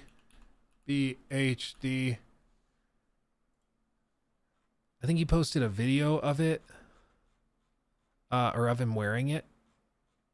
Where's the picture? Yeah, this. So you see, all the pictures are like this. You might not realize it at first, but all the pictures are with those eye things turned off, or them doing something where they're not on. And also all the angles are, they have to take pictures with the angle covering up the wire going to the battery pack. Where's the wire? It's on the other side, or it's right there, but the wire is draped back across his neck down. So like Apple is very, very careful with how they angle it, how they show it, what they show and what they don't show. And so that was really freaking weird to me. So apparently this thing is just like googly eyed like crazy. And when you're actually wearing it, it's very, very heavy, because like the MetaQuest 3, if you've never seen it, like it's made out of plastic, not just because plastic is cheap. Plastic is much cheaper, so you can get a more affordable headset, but also because plastic's a lot lighter than metal. Shocker. I'm breaking news right now. This is way lighter than metal. Apple decided to go with metal because it's Apple and they like the build quality being really high, and plastic can feel cheap. But the problem is, with metal being so much heavier, it causes, and like actual glass lenses and things, it causes the thing to just feel like a brick sitting on your forehead, which apparently is what it feels like. Everybody who's tried it in podcasts when they've talked about it and stuff say it's like, it's cool. I wouldn't use it for more than maybe an hour. And this also is not the final headset. The new headset has a strap that goes over the top of your head. That's the one that's actually going to ship. but it doesn't really look good in the presentations to have another like overhead strap. So they only advertise it with this. But I think if we pull up like,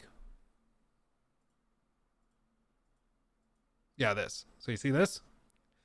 Weird that that's not in the that's not in the promotional materials, huh?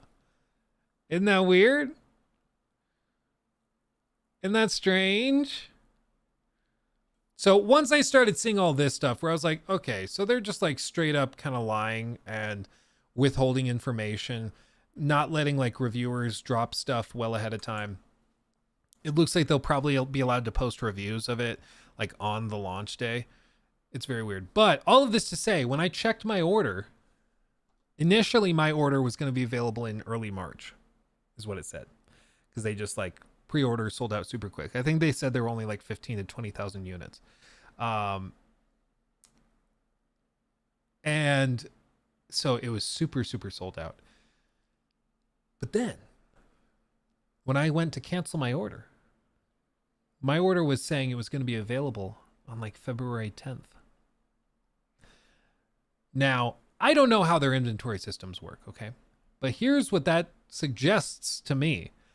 That suggests to me that enough, like they had orders on pre-order day, so many that they were like, okay, with our current production timelines and the units that we currently have on hand, you're going to get yours early March. Something happened between then that made the total orders or the volume reduce. So mine was available weeks and weeks earlier. And what I think it means is that the there were enough people canceling their orders that they all of a sudden had a lot more availability. Because I think a lot of people jumped on the pre-orders and then slept on it and were like, I don't need to spend $3,500 on this. I'm good. And so they bailed. Dude, even this chat's flipping on it now too. It's still broken. This is why you don't pre-order, guys. This is so bad.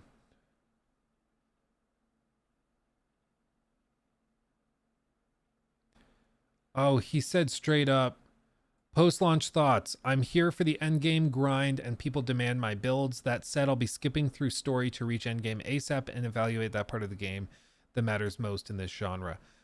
I appreciate that it seems that he's saying the quiet part out loud, which is that live service games are about the end game, not about the base game.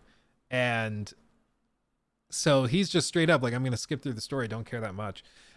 Which is why it's also really interesting that Suicide Squad Kill the Justice League has been framed so much in the marketing stuff as like a story-based thing. And the story is really intense and great. But like I've said since I started covering this, if like straight up, if the game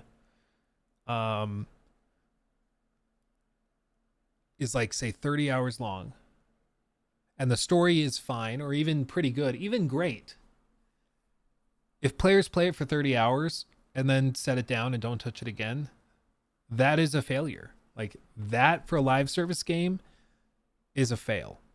You can't do that.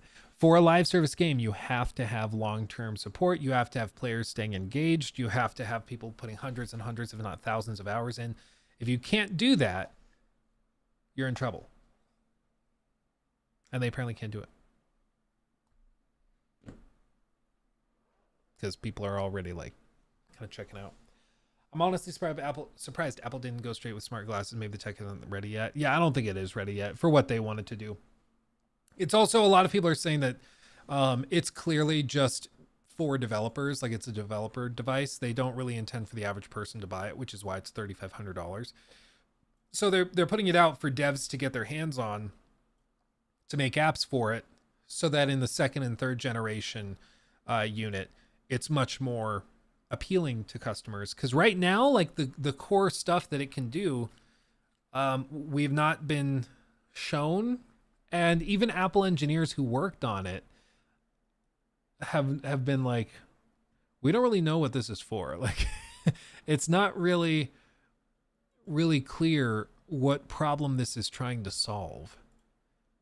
which is really bad. I mean, if you have a game that is just like straight up, or not a game, if you have a product, this is my problem, I'm trying to multitask. If you have a product that is created to solve a non-existent problem, like it's just going to sit on the shelves because nobody knows what to do with it. But you have to have a product that you can actually sell to do something. Not having a native YouTube app on that thing is a travesty. Well, it shows that they're really, Google does not anticipate it as a big pressing issue.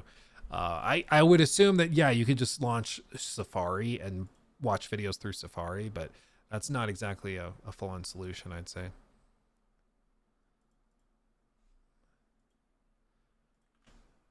Suicide Squad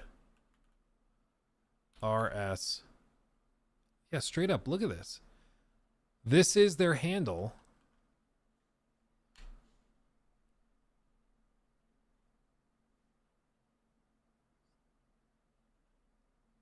Did I misspell it? Just no, it's just with different caps. It's just crazy that like it's banned. Is it just, it must be that it's getting like flagged because of that. We actually had a problem with this. Still no update from them. It's ridiculous. This is unbelievable. We actually just had this happen with like a video we posted on TikTok. Just a TikTok of like a recap of the end game footage that we saw. And because we had the term suicide for Suicide Squad in the title of the TikTok, it like shadow banned the whole TikTok page for like a week. Straight up, like all of our TikToks would not go above like 6,000 views. We had previously been doing 100,000 each. And then it wouldn't pass 6,000 out of nowhere. The moment that we uploaded that Suicide Squad video, because of that word. So like what that does is now, because that algorithm's so stupid, it's like, okay, well, I guess we just won't post content about this game. We're certainly not saying the name of the game from here on out. Like, it's just not worth it. There were a lot of people, other YouTubers were telling me that they've had problems with it too. Which you would think that Warner Brothers would be going to YouTube and TikTok and be like, guys, you have to like make this an acceptable term, at least for launch. Like, because it's just, maybe they should have called it like Kill the Justice League, but even then kill is in the title. Like, it's almost like with South Park, the fractured butthole, because they wanted to call it like the butthole of time or something like that, but legal said they couldn't do it, or that it would cause issues in like Australia. You couldn't sell the game. And so they had to go and like call it the fractured but whole. It's fractured, but it's also whole. And that got them to be able to say butthole in the title. So like they came up with a creative way to do it. In the same way, like if they came out and did the Unaliving Squad or the Roblox Yourself Squad, that would work, but they didn't want to do that. But it seems like a huge oversight, because straight up, like there's no way around it. If you happen to post a video about this game with the title of the game in the video, you're just screwed. You know, like it's crazy. Yeah, it would have to be SS Eliminate the Justice League. Yeah, something like that. But even then, it's like SS, like Hitler's secret police, the Schutzstaffel. Like, okay, well, we can't do that. It's just, when you have algorithms that just look for a keyword and then ban an account using that keyword, it causes problems, because it's just following the very basic instruction. Hey, if you see this word, ban that channel, shadow ban it for a week. And you're just like, okay, well, you need a little more nuance. Just a little more nuance. But man, I feel bad for these guys that are still trying to get in. Like, they've been sitting, at this point, it's been like an hour of them not being able to play it with no word from Rocksteady at all. I think the fact that Suicide Squad will have a hard time getting reviewed on its own merits to a degree, because a lot of reviewers just don't want beloved devs doing games as a service. Redfall got this strike. Yeah, it's that's part of it, I think. Are these sponsored streams? No, but they do. A lot of them have drops enabled, but that's not really sponsored. I mean, I think it's really telling.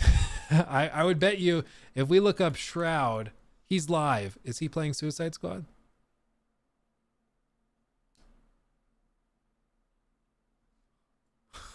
Nope, he's playing Tarkov. Remember what I said? Like, okay, maybe he doesn't want to like go and change his zone because it launches for people in the States at midnight, I think is what it is. So, to be clear,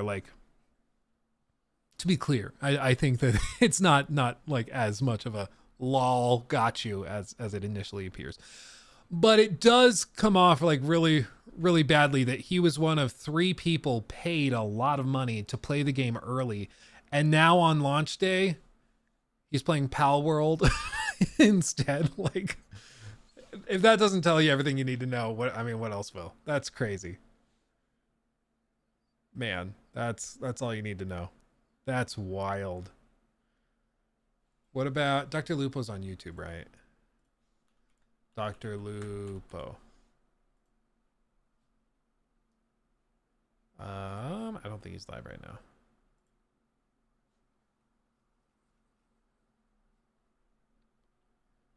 Nope. Doesn't look like it. Okay. So yeah, none of the guys that were paid to play this early are actually playing it. Which, again, kind of tells you everything you need to know. Because if the game were good, you'd think that they'd be like, wow, I played it early because they paid me to, but I love this game so much, I'm going to keep playing it. Nope. Nope. Sure ain't.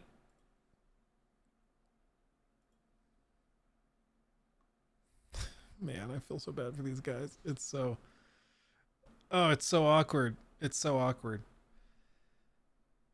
Oh, he has a bot telling you how to play it early.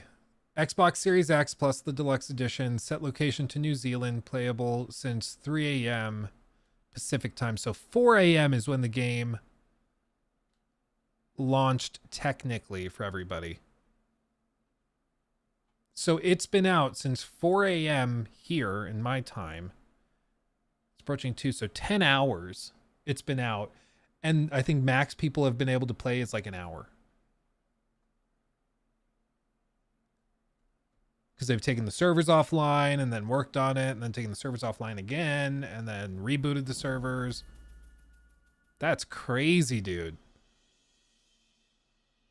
It's live now. It's supposed to be live now. It's supposed to be live now. But no, it's not live. Oh, man.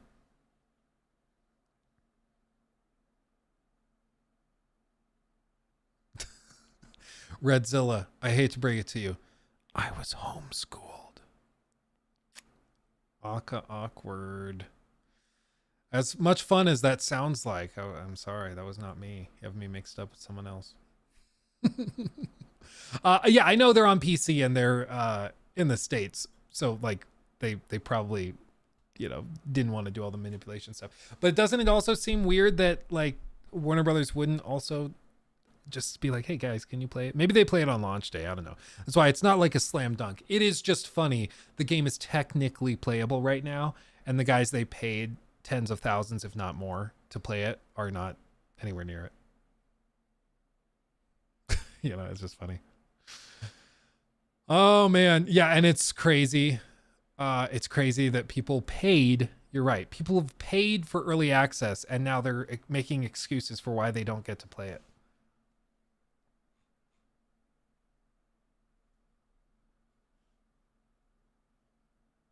Oh, maybe. Like, to like, you know, let everyone else know, hey guys, the servers are up. Or see, I stream, right? It's my job to stream and stuff. So, you know, it is what it is. Someone's gotta be the guinea pig, right? Wish drops are not until like tonight or tomorrow. Yeah, nope, still down.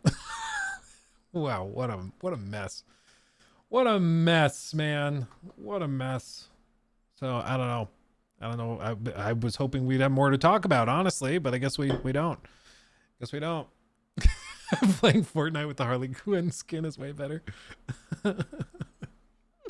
Wow. So I guess I'll be keeping an eye on it in the next however many hours. We'll see if they actually get the game running. It's crazy. It's absolutely crazy to me that they are not talking openly about what's going on. Like 9 hours and counting where people have been unable to play the game. This is why you guys should have done an open beta, seeded the game to reviews before launch so they can find and address the issues before launch. Yeah. Yeah, it's not 72 hours early access anymore. Yeah, not really. And at this point, it's been another hour, so it's been 10 total hours. Leatherboot donated €5 through Super Chat.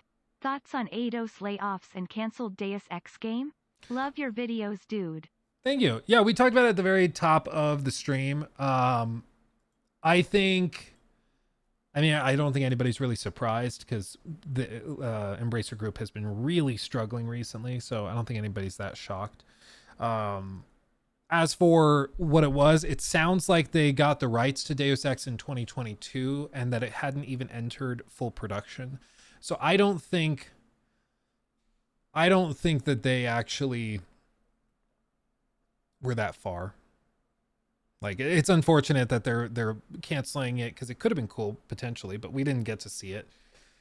It just seems like whatever the concept was, they didn't think it was going to work out or be worth the time, so they backed out of it, and that just is what it is. Yeah.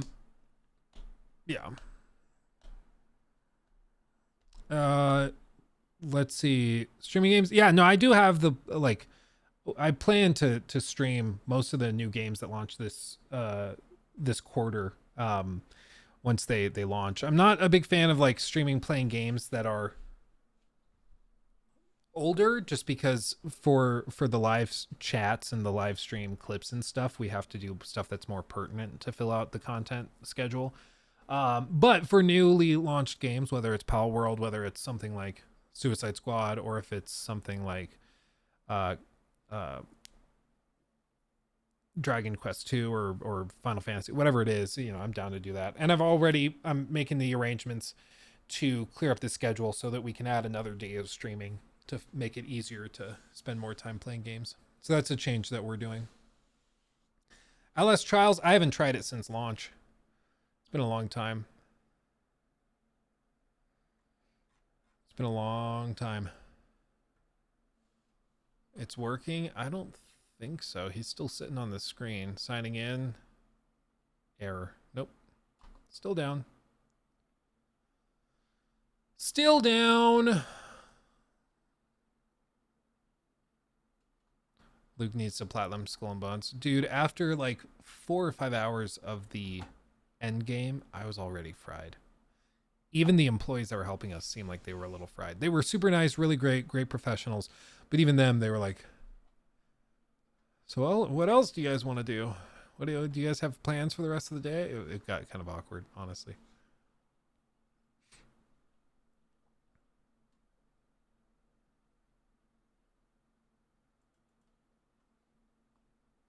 Maybe.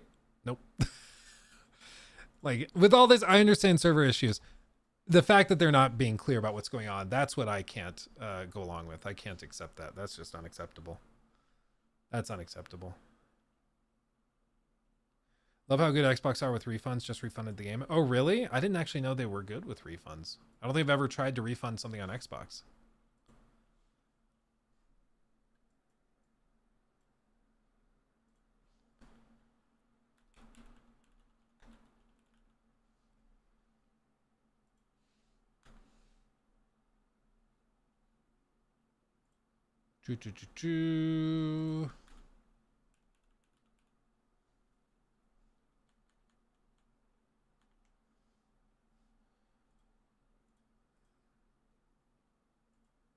Within a few hours. Oh, that's good. Who knew? I didn't. That's crazy. That's crazy. Yeah, it's not a great look to have this much trouble with a launch. What is potentially helping them is the fact that it seems like very little people are actually trying to play it and watch it. Like, most big live service games, when they launch, there's like thousands and thousands of people jumping in to try it. The fact that only 1.4K viewers are currently trying to see if the game is live yet kind of says a lot. And some of the top streams in this category are either watching YouTube videos or are playing Spider-Man or Tekken. Like, if that doesn't tell you what you need to know, I don't know what will. It just seems to be having some real problems. Details on the desk. It's an IKEA island countertop. Just look up IKEA gaming desk on Reddit. Look that up, and then it like tells you everything you need to know. It's great. What Tekken main are you? I have no idea. I'm not a Tekken dude. I'm not a Tekken dude. I have no idea. But highly recommend. Highly recommend. It's awesome. And on Reddit, there's entire guides and stuff. It's great.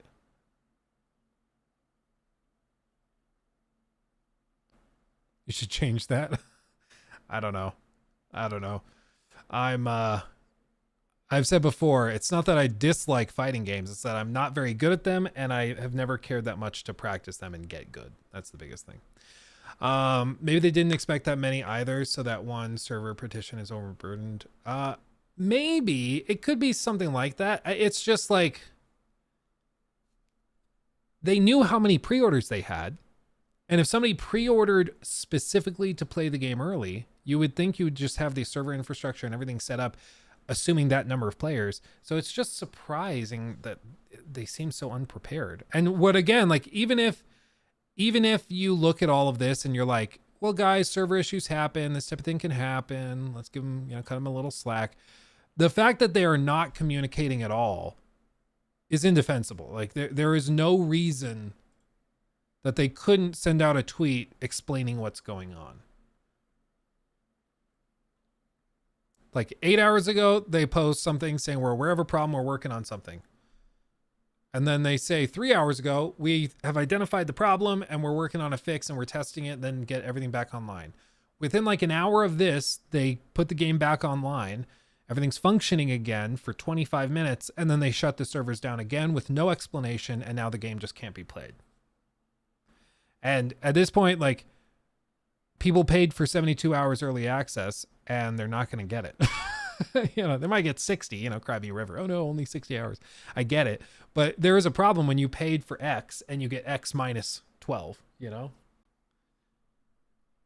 But the people that are buying the game right now and trying to play it early are the fanboys that are going to make excuses for it anyway. So I hope people take the opportunity to go and refund, because they're not getting what they paid for. Even if you still want to play the game later, buy the regular edition, save yourself $30. Like, but me saying this makes me a hater. I'm like, oh, maybe instead of spending $100 for a game to play it early when you can't play it early, maybe return it, only spend $70, get the game at launch when it's actually playable.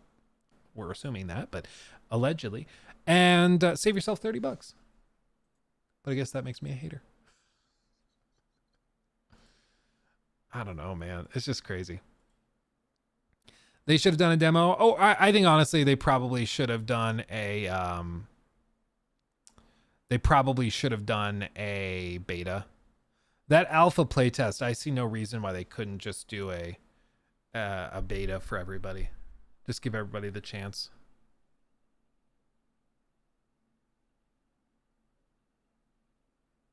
Yeah, stress test the servers, yeah.